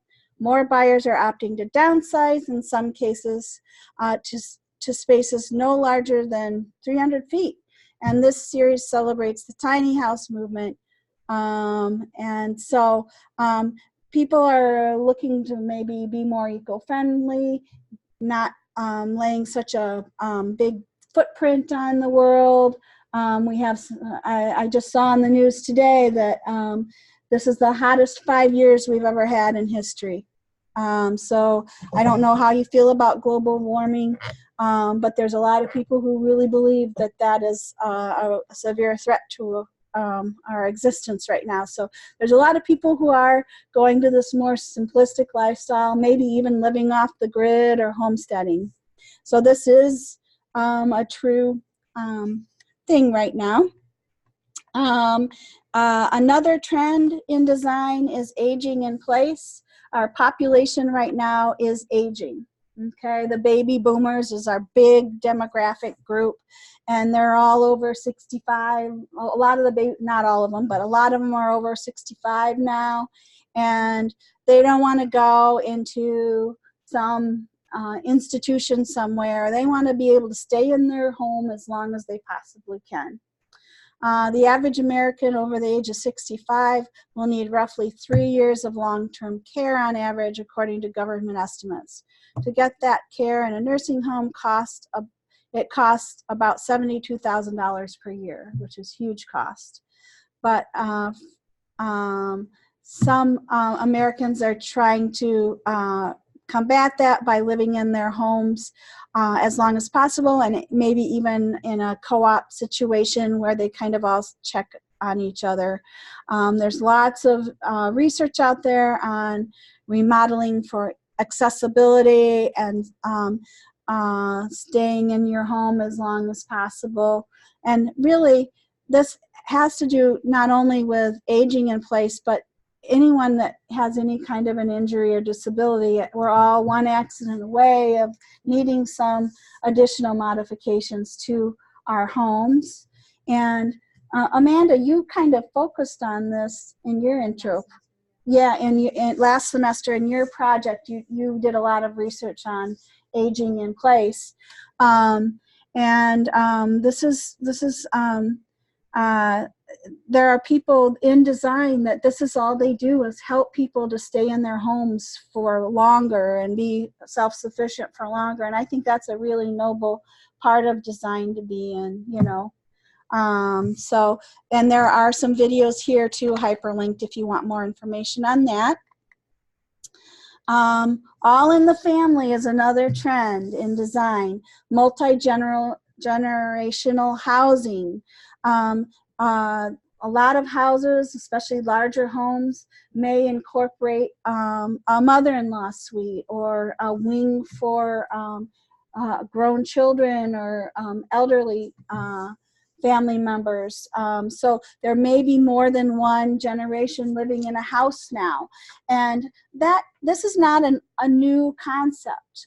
This has been being done in Europe for years, where maybe grandparents are staying and taking care of their grandchildren while their children are working. There is it's sort of a dual-edged sword, because yeah, you kind of can get on each other's nerve and sick of each other, but you also help each other, and your children know their grandchildren and learn a lot from being around their grandparents. That's a really special bond that can't be replaced. So lots of houses that accommodate more than one generation to maybe have, you know, an additional living space and kitchen area with in a wing or in a basement or a lower level. There's some more information in the hyperlinks in this slide on some of the ways that several families have dealt with living with multi-generations in the same home. And this became really popular again when we went through our last recession. When people were getting laid off from jobs and really needed to rely on each other financially. So it became much more of a reality at that point for many Americans, or it had not been in the past. Any questions so far? Any comments on any of the trends we've addressed so far?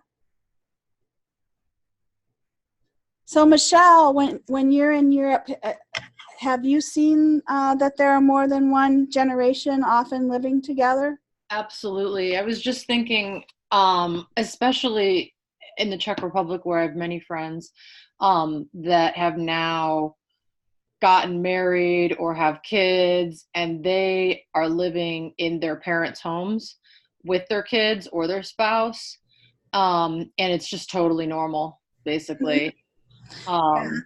Yeah. Yes, Mexico. Yeah. I think it's like something, like you said, it's almost like this has been going on longer than it's not. It's just that right now we're not doing that, so most people aren't used to it. Yes, and what I've found in a lot of South American countries, this is the norm. As well. And then my husband's family is from Austria, and their whole family does the same thing. They have a family farm, and they actually have more than one house on the farm, so they may not be in the exact same house, but it's almost like a family compound that they all stay at. So I think it actually is more of the norm in the world, and Americans are a little bit more of the exception to that. Because we've got our space, right? Or we thought we had so much space. yeah, we do have the luxury of more geography.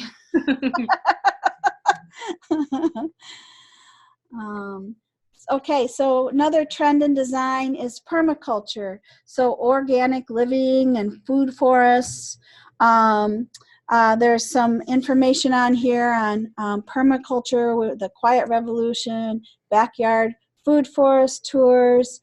Permaculture is sort of a sustainable philosophy where one of the premises of it is that the problem contains the solution. So for an example of that, my house is surrounded by nut trees, particularly hickory nut trees and oak trees. And in the fall, we were constantly picking up nuts. I mean, the hickory nut, when it falls, it hits the ground and it breaks into 4 pieces of shell and then the inside of the nut. So there's lots and lots to pick up. They're very prolific and it's very messy.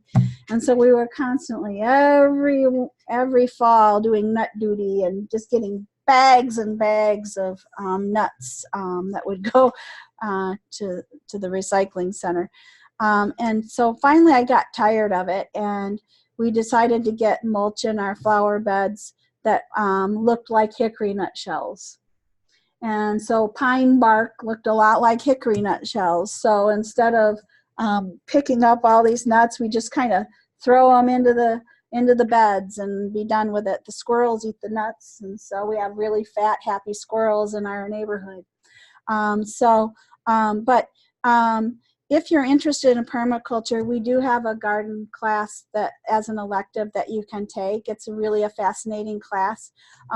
Valerie Lowe has been the professor for that. She just moved here from California a couple years ago, purchased an urban house, and in her little backyard, she has created a whole food forest. And so if you have contact with her, ask her to show you pictures of her backyard. It's incredible. It's beautiful, but she was feeding her whole neighborhood all summer with all of the fruits and vegetables that she was producing from her garden. So that was really an awesome thing.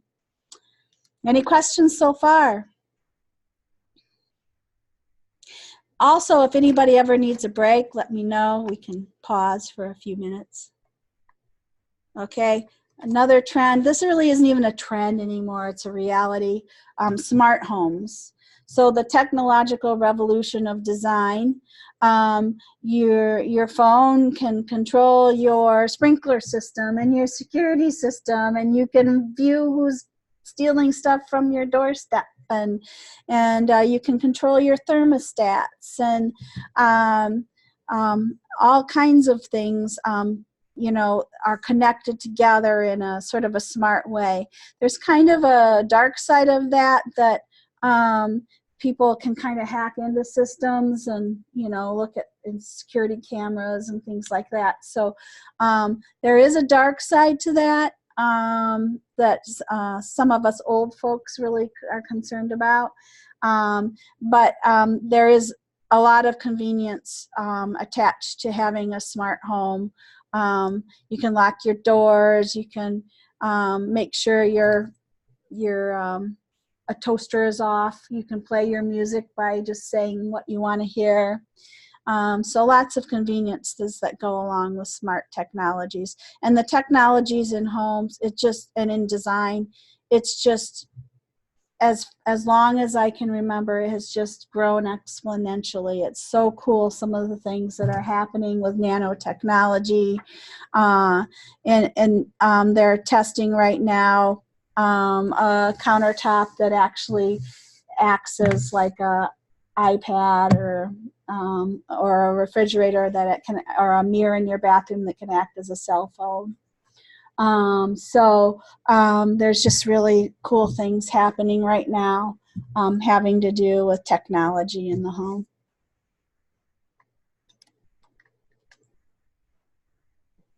And then the next design trend is love the one you are with. Instead of going into a new home, a lot of folks are choosing to do remodels and additions. This market just continues to boom. Every time I get a newsletter from the NKBA, the National Kitchen and Bath Associations, they're talking about home trends, and for years it's been going up and up and up and up. So, and especially kitchen and bath and laundry design have been just booming. So instead of moving into a new house, people are updating their own home and enhancing their own home. And this is big business in design. The remodel and addition business is huge. And so in our area, I have calls from kitchen and bath places all the time wanting someone to come, a design graduate to work in kitchen and bath design. Or I have a builder that wants a kitchen and bath designer.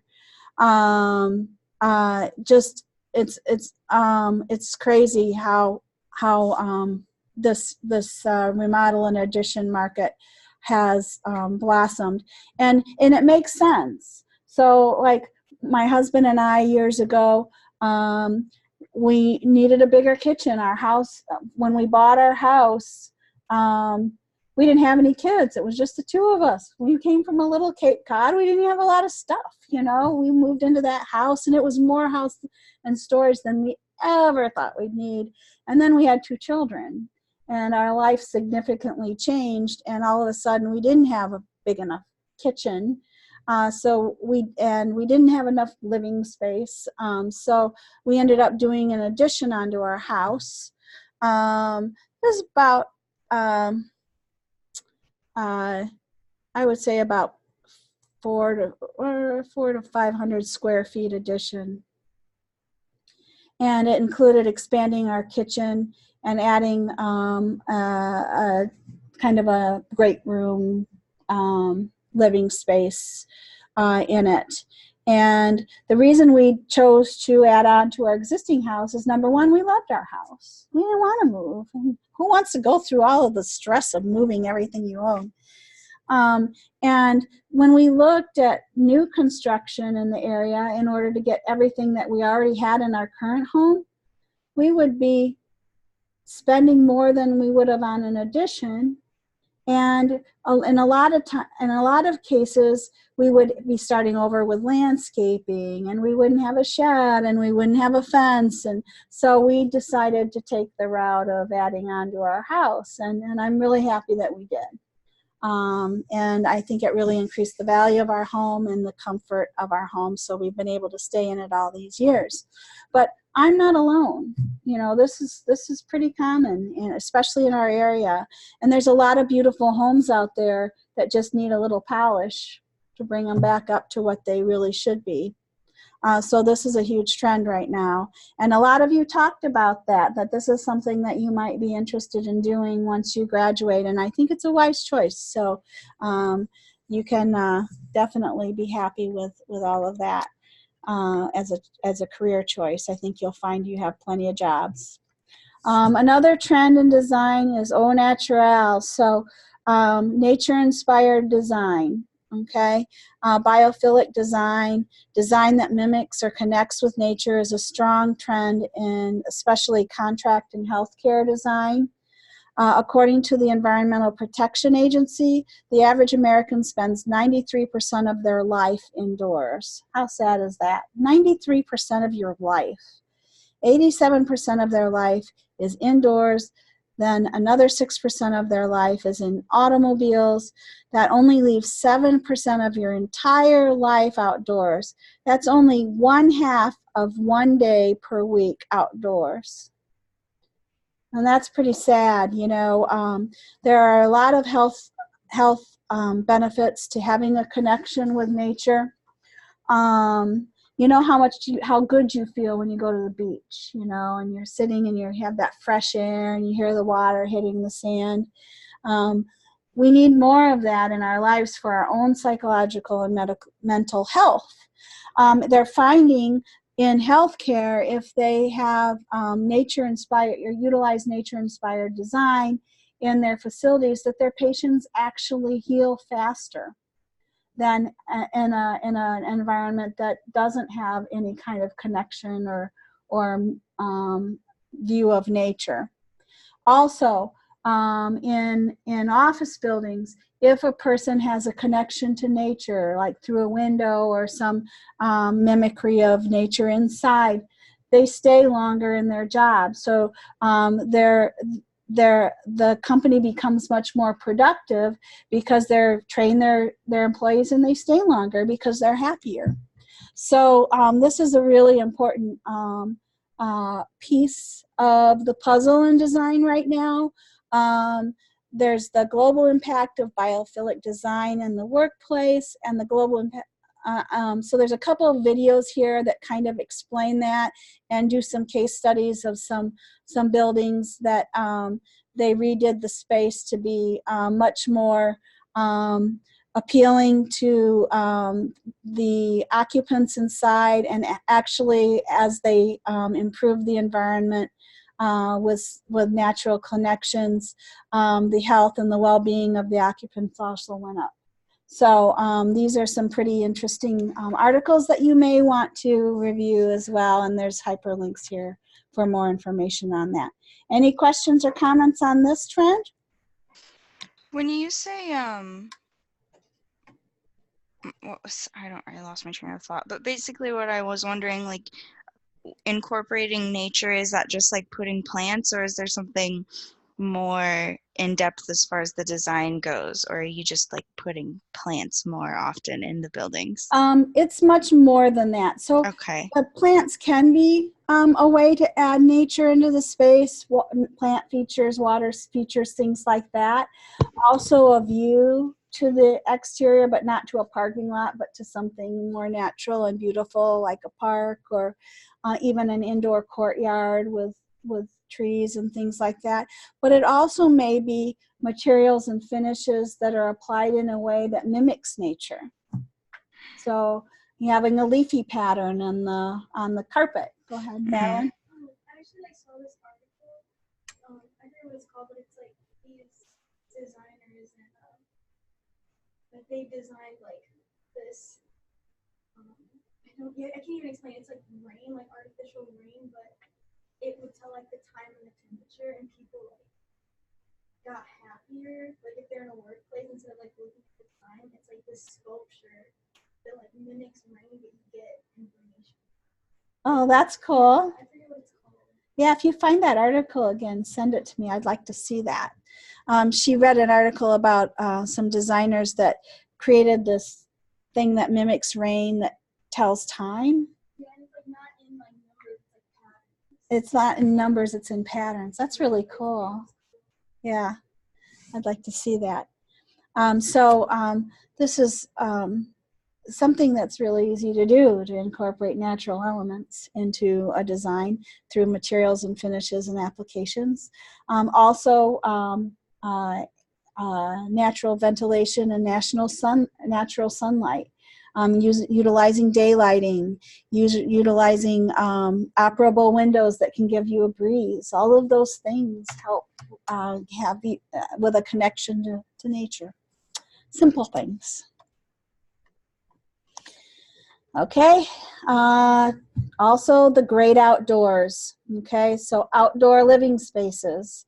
So designers, it is not just about interior anymore.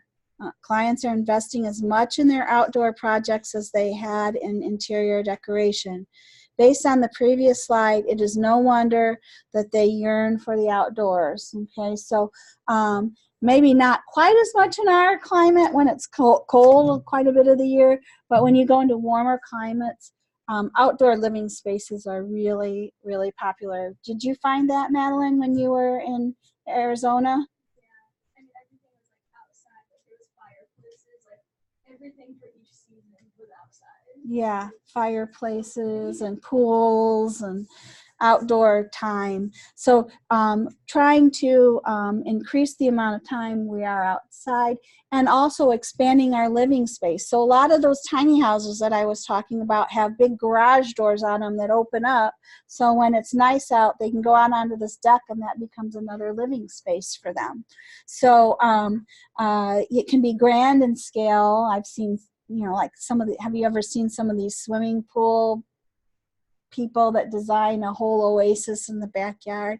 So it can be, elaborate like that, or it can be as simple as outdoor living space attached to a tiny house to have a dining section outside, or a recreation area outside, to increase the amount of time that we're actually outside and in nature. And all of these slides do have hyperlinks for more information. Any questions at all? Does anybody need a break?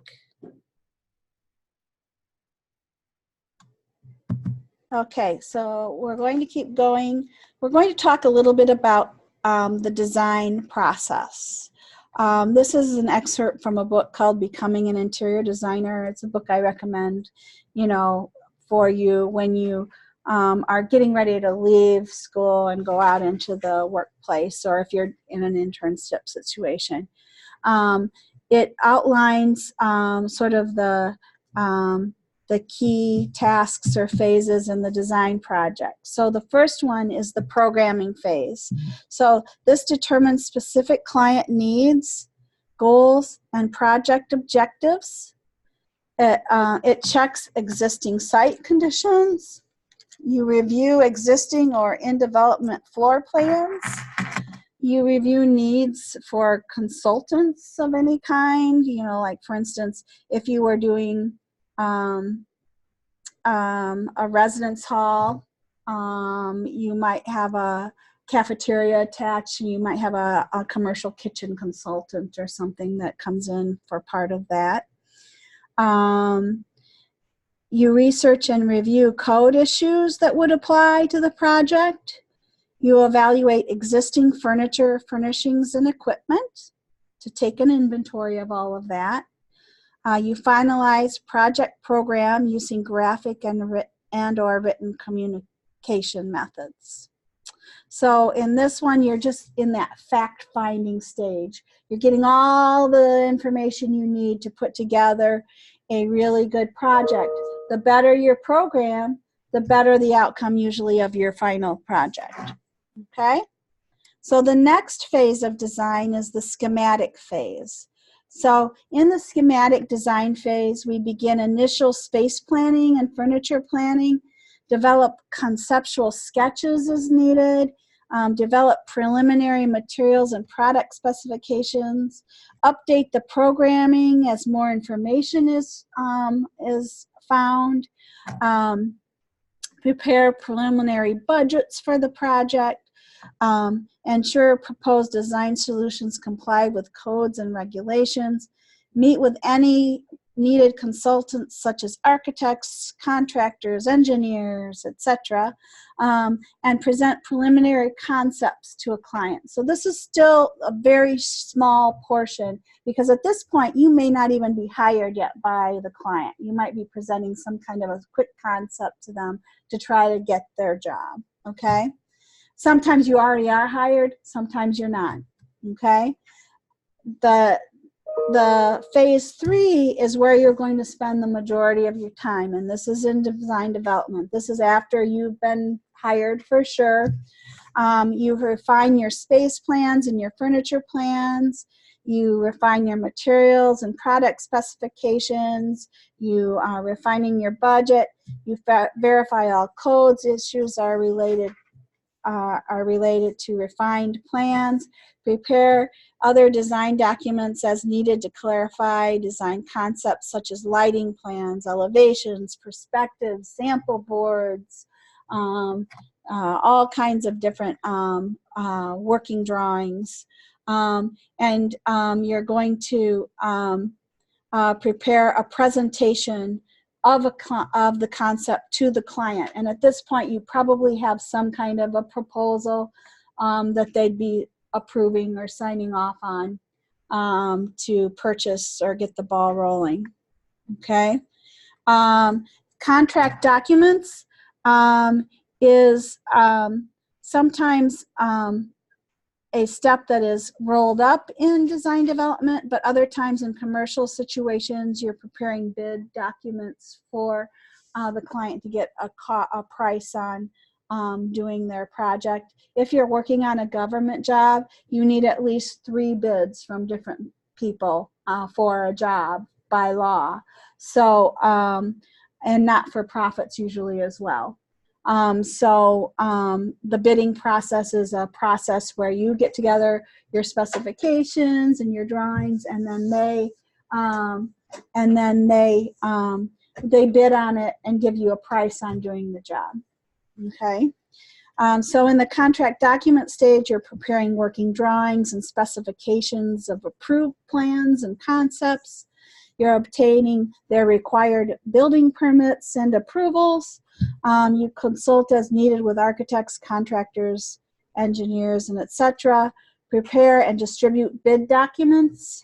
Communicate with the project stakeholders, which are the people who are writing your check, and review contractor schedules.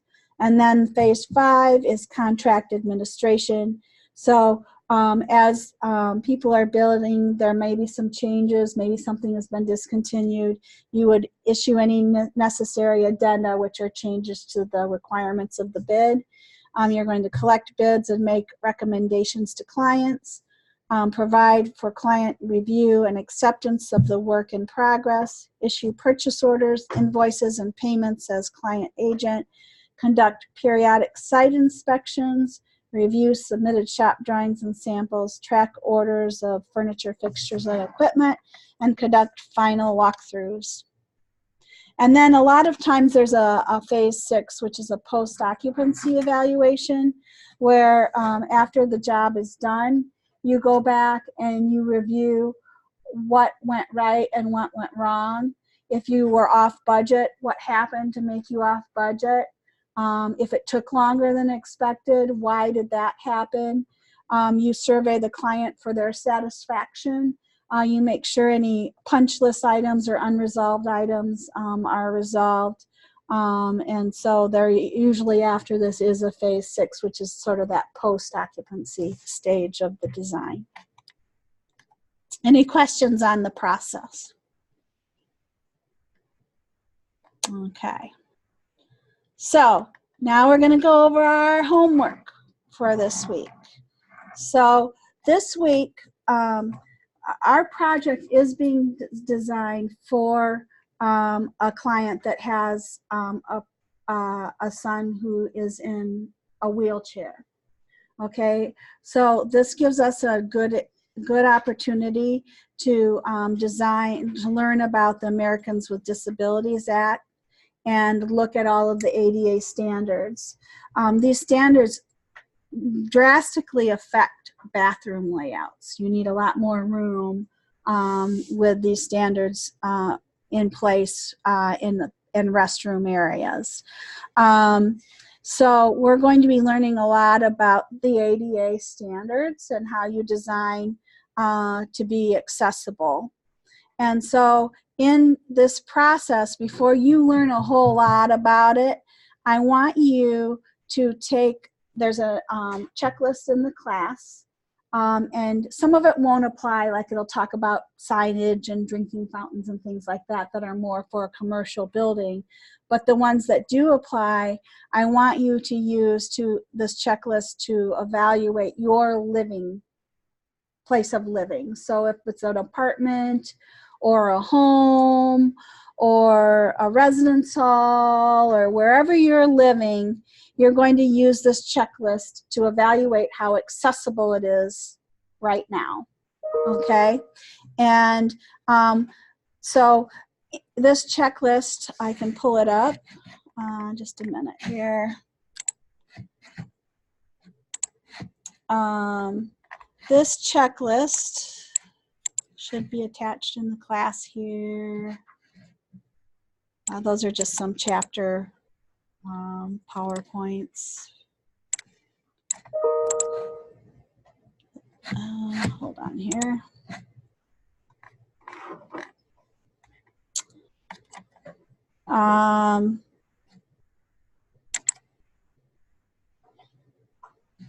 Using the ADA checklist, evaluate your current residence. On the front page of the checklist, make sure you state what type of residence you are evaluating and your name. At the end, summarize how your residents complied and make recommendations for improvement. So see the course calendar for due dates. It'll be due at the beginning of the next class period, a week from today. This is the checklist. Come on, you can do it. Come on, open up.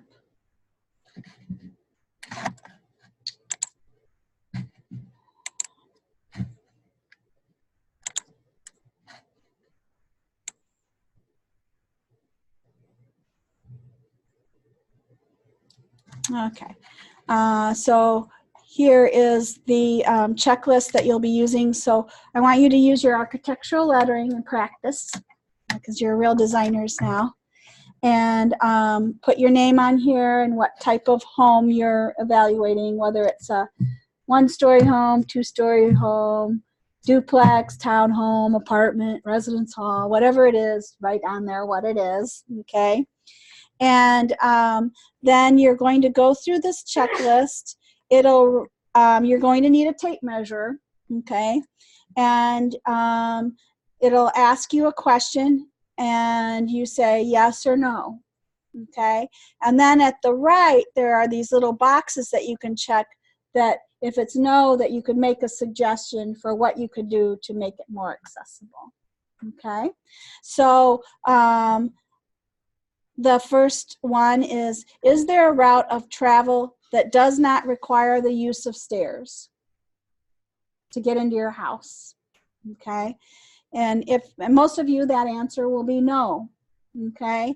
And so then your options over at the right are add a ramp, add an alternate route at ground level, okay? So you're going to go through this, and as I said, some won't apply because they're more for commercial building like signage and water fountains and elevators and things like that. But use the ones that apply to your house, and you're going to go through this and evaluate your home, and then you're going to give me just a one-page summary, okay? It's going to say, how well did your house do? And this isn't like, you know, you get an A if it's the best compliant house or an F if it's the worst complying, okay? It's not like that, all right? It's just a study. So you can say, okay, well, you know, some things are accessible and do pretty well, but here are things that are a real obstacle if I had to get in here and in a wheelchair, or if I have some mobility issues or whatever, or I'm visually impaired or whatever. This is starting to give you an awareness of accessible universal design. Okay, so that last page that you're either using your hand lettering or you're typing up in some way in a Word document, you're going to write the first paragraph is all about how your house did in the evaluation and what you discovered from evaluating your house. And then the second paragraph is listing all of the things that you could do to this house reasonably to make it more accessible. Okay, does that sound fair? And then you're going to attach that checklist, and or if you're here, you can just make copies and give them to me. Excuse me. So you're going to attach those into the class, into the assignment, and before the next class starts. Does anybody have any questions on that? I do. Oh, go ahead, Donovan. Yeah, and I can make some copies here for you guys. Since I'm here, I can do that. I'll print one off here and then I'll make some copies on the faster, better copier. See if I can get it going. Go ahead, your question. I was just going to ask how you wanted us to submit it, if we should make copies and scan them, or if I could just draw directly like on the document themselves and then resubmit them. You can do either, whatever is easiest for you. Okay, thank you. Mm-hmm.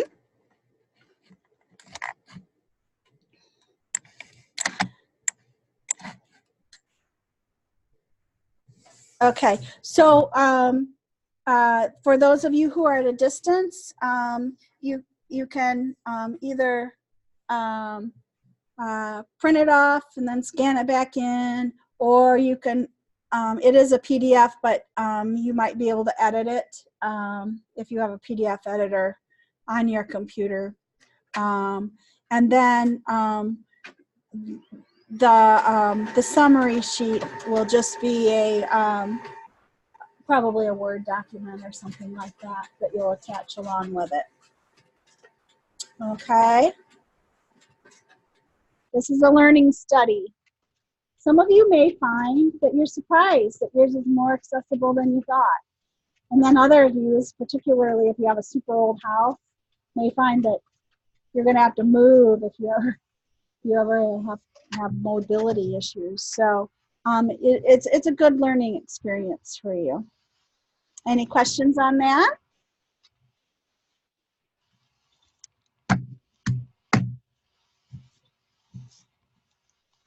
Okay, so that is attached right in the assignment. Right here, along with a summary of what is needed. And the due date is January 22nd at midnight.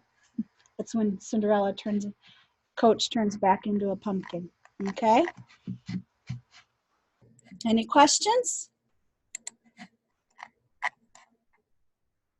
All right, so let's see if there's any other important information that I have forgotten to share with you.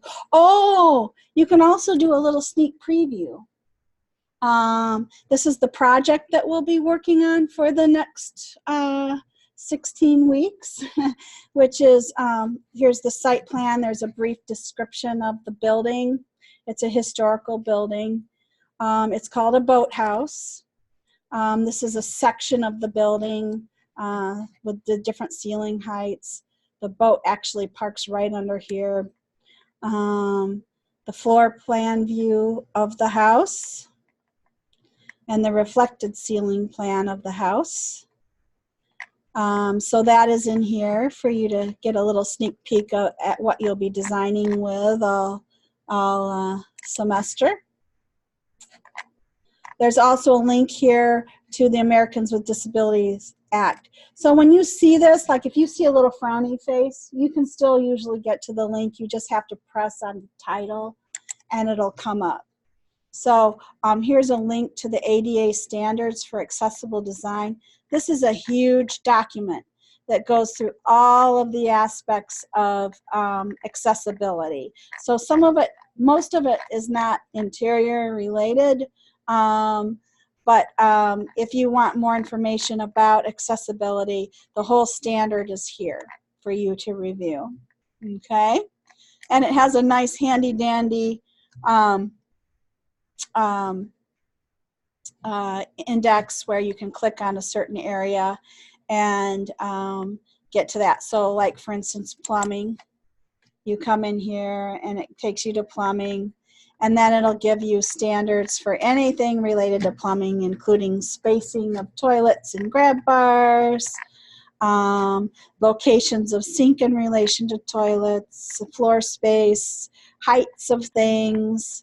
It's pretty specific, and it has these really handy dandy images that help you with. I'm a visual person, so if you can draw me a picture, I can usually understand it better than just someone describing it. So if they're asking a question in the checklist and you're not sure what it's asking, you might you can go to this, and there'll probably be some kind of a diagram there for you to look at in relationship to the standard, okay? And each one of these numbers is a different standard in the as far as the ADA Act. So they're all numbered in a I guess a logical way. But like here's bathing facilities, etc. So there's a link there if you want more information on that, and we will be going over ADA standards, so no worries. This is going to be a whole lecture, caffeine-fueled lecture series coming up here. You're going to love it. It's really exciting. So we'll be talking about ADA standards in this class. And I've also attached a critique sheet to the class that kind of talks about what the different drawings and things that we'll be producing throughout the semester and the due dates. And we'll go over that in a lot more detail next week. Yeah, So that's about it for Module 1. Does anybody have any questions for me?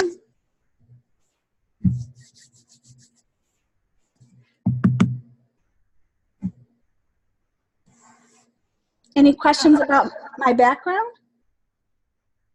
Professor King, I have one question. Yeah. So for this first week, we don't need a book, right? Right. Okay. Thank you. So we don't have reading material for this week? Yes, you have here PowerPoint 1 and PowerPoint 4. Okay, that's what I thought. Sorry. Okay. Is that chapter 1 and chapter 4 in designing interiors? Yes. Okay, great. Thanks. Yeah. Any other questions? Sorry, I didn't cover that well. Where was it that you went to school and how long did you go? I went to Western Michigan University and I got my bachelor's degree in interior design. And then I took some additional landscape classes. So I have a little bit of background in landscape, but not as much as like Professor Shar has. I had my NCIDQ certification for quite a while, which is the professional standard for the basically for all of North America, as far as licensure and titling. And I've had the opportunity to actually serve NCIDQ, or now they call it CIDQ.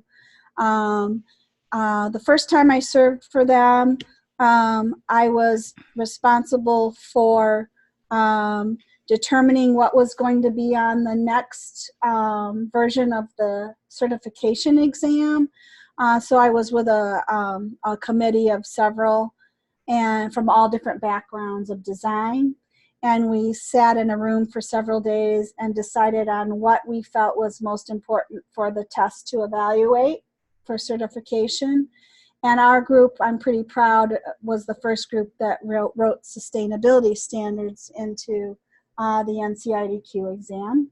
So that was a pretty exciting thing because at that time, sustainability in other countries was really booming, but in our country, no one cared, you know. So it was just becoming a thing pretty much in the design industry. And after that, it was just really exploding. And now it's just kind of infused in everything that we do in design. And then the second time I served, I was actually an item writer. So I wrote questions for the certification exam. And that was about 4 years ago that I did that. Both times I was sent to Washington, D.C. That's where CIDQ is headquartered, and spent several days there. And that was kind of fun because in our off time we got to walk around and see all the monuments and all of the, there's so much interesting stuff to see in Washington, D.C. I feel like as I'm determining what you're learning in my classes, that I have a pretty good idea of what you need to know. Yeah, that's a lot of experience. If you decide to go out and get your certification. Go ahead. How, like on a scale of 1 to 10, how likely do you think that we would need to continue on and get a 4-year education if we wanted to do like most of like the design leading? Like, well, that's kind of a difficult thing to evaluate. The majority of my graduates do not go on for a 4-year degree, and they're very successful. There are multiple paths that you can take to sit for your NCIDQ exam, and I can even pull that up. That's something we'll have to take at the end of like as you don't we graduate? have to take it at all. In our state, it's not required. Oh. In other states, it is. In order to call yourself a professional interior designer, you have to pass the CIDQ, and there are much more strict laws in certain states than others, and in Canada and other countries as well. In Indiana, in order to be a registered interior designer, you have to pass the CIDQ exam. But if you go on to the website, which is cidq.org, there's all kinds of information here that you can access that talks about what it takes to be certified. It's a pretty doggone rigorous, stressful exam. I can say that. And it's not easy. I went in pretty confident, but it's a humbling experience. And my nemesis was time on the design portion of the exam. I thought I had a whole lot more time to do it than I did. So I ended up retaking that section. But there are pathways that you can take. So you can click on here as a student, and it'll give you like their definition of interior design and more information. Becoming certified here is the area that I want to focus on. It will give you the eligibility requirements for sitting for the exam with this handy dandy graphic. So if you have an associate's degree, here you would need a certain amount of work experience before you could sit for the exam. Okay. Underneath the supervision of a licensed designer or a certified designer. If you have your bachelor's degree, there's this, and if you have a bachelor or master's degree, that's this. Interesting enough, if you transfer to Kendall College of Art and Design, because of the amount of work experience they build into their degree, you can take the exam right after graduation. Oh, wow. And usually you have to work for 2 full years after getting your bachelor's degree. So that's a real advantage if you can go on for your bachelor's. There are certain schools that you can take the exam right after you graduate with your bachelor's, Kendall being one of the few. Okay, but if you have your associate's degree, you still can. And once you're certified, once you have your NCIDQ, the whole playing field levels. Once you have your certification, it doesn't matter. In design practice, you're kind of viewed as an equal, no matter if you're an associate or a bachelor's. The only time it would make a huge difference is if you wanted to teach design. And most, if you're at the community college, you can do a bachelor's or a master's, but if you're teaching for a university, they're looking for a PhD of interior design. And go ahead. Thank you for explaining this. If you were to transfer, like within associates, does it work like if you transfer, the credits are transferable, basically, or is it just like you're just jumping into now being in school for 4 more years? Well, like if you go to Kendall, it's a 2+2. So you do your 2 years here, and then you do 2 years there, and you have your bachelor's degree. Okay. It depends on the college. If we have an agreement with them, a memo of understanding for transfer, that's a 2+2, then you just spend 2 more years.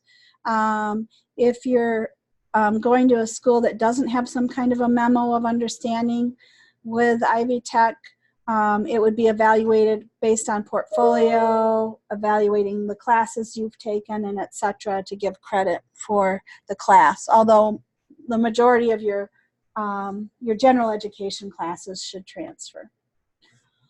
Okay. So that's kind of a long, convoluted explanation of that. No, thank you. I have a question. Mm-hmm. So is technical certificate eligible for this requirement? No. Because I just saw like an associate certificate. No. No. Yeah. No. It would have to be at minimum an associate's degree. Okay. Or if you have a bachelor's degree in something else with training in design as well. Okay.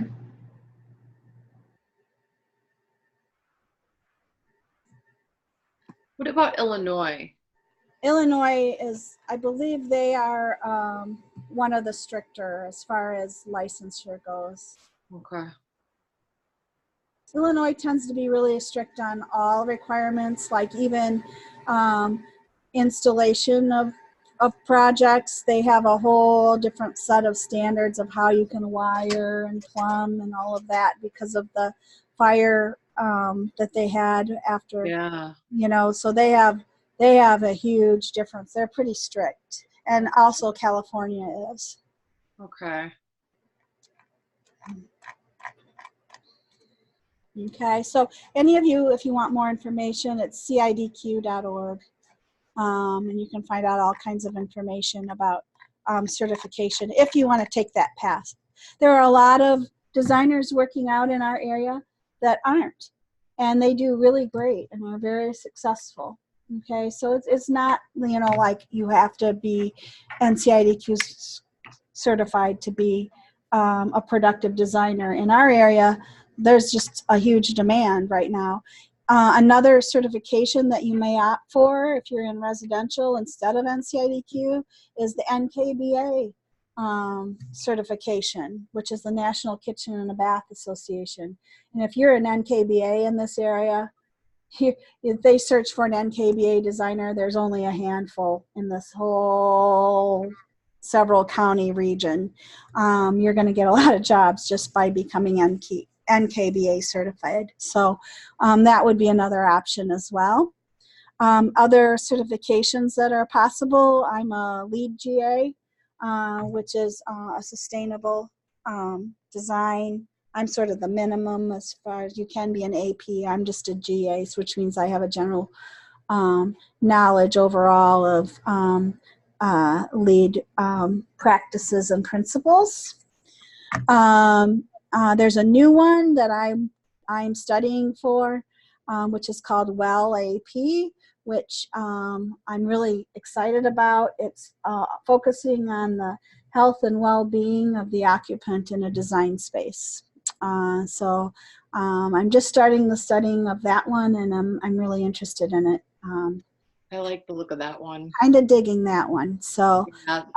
but I haven't had the time recently to study much and take the exam. So I'll get there. Any other questions?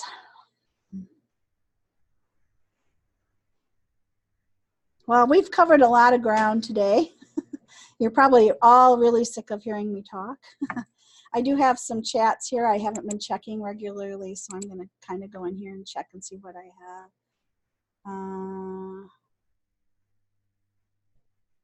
Okay.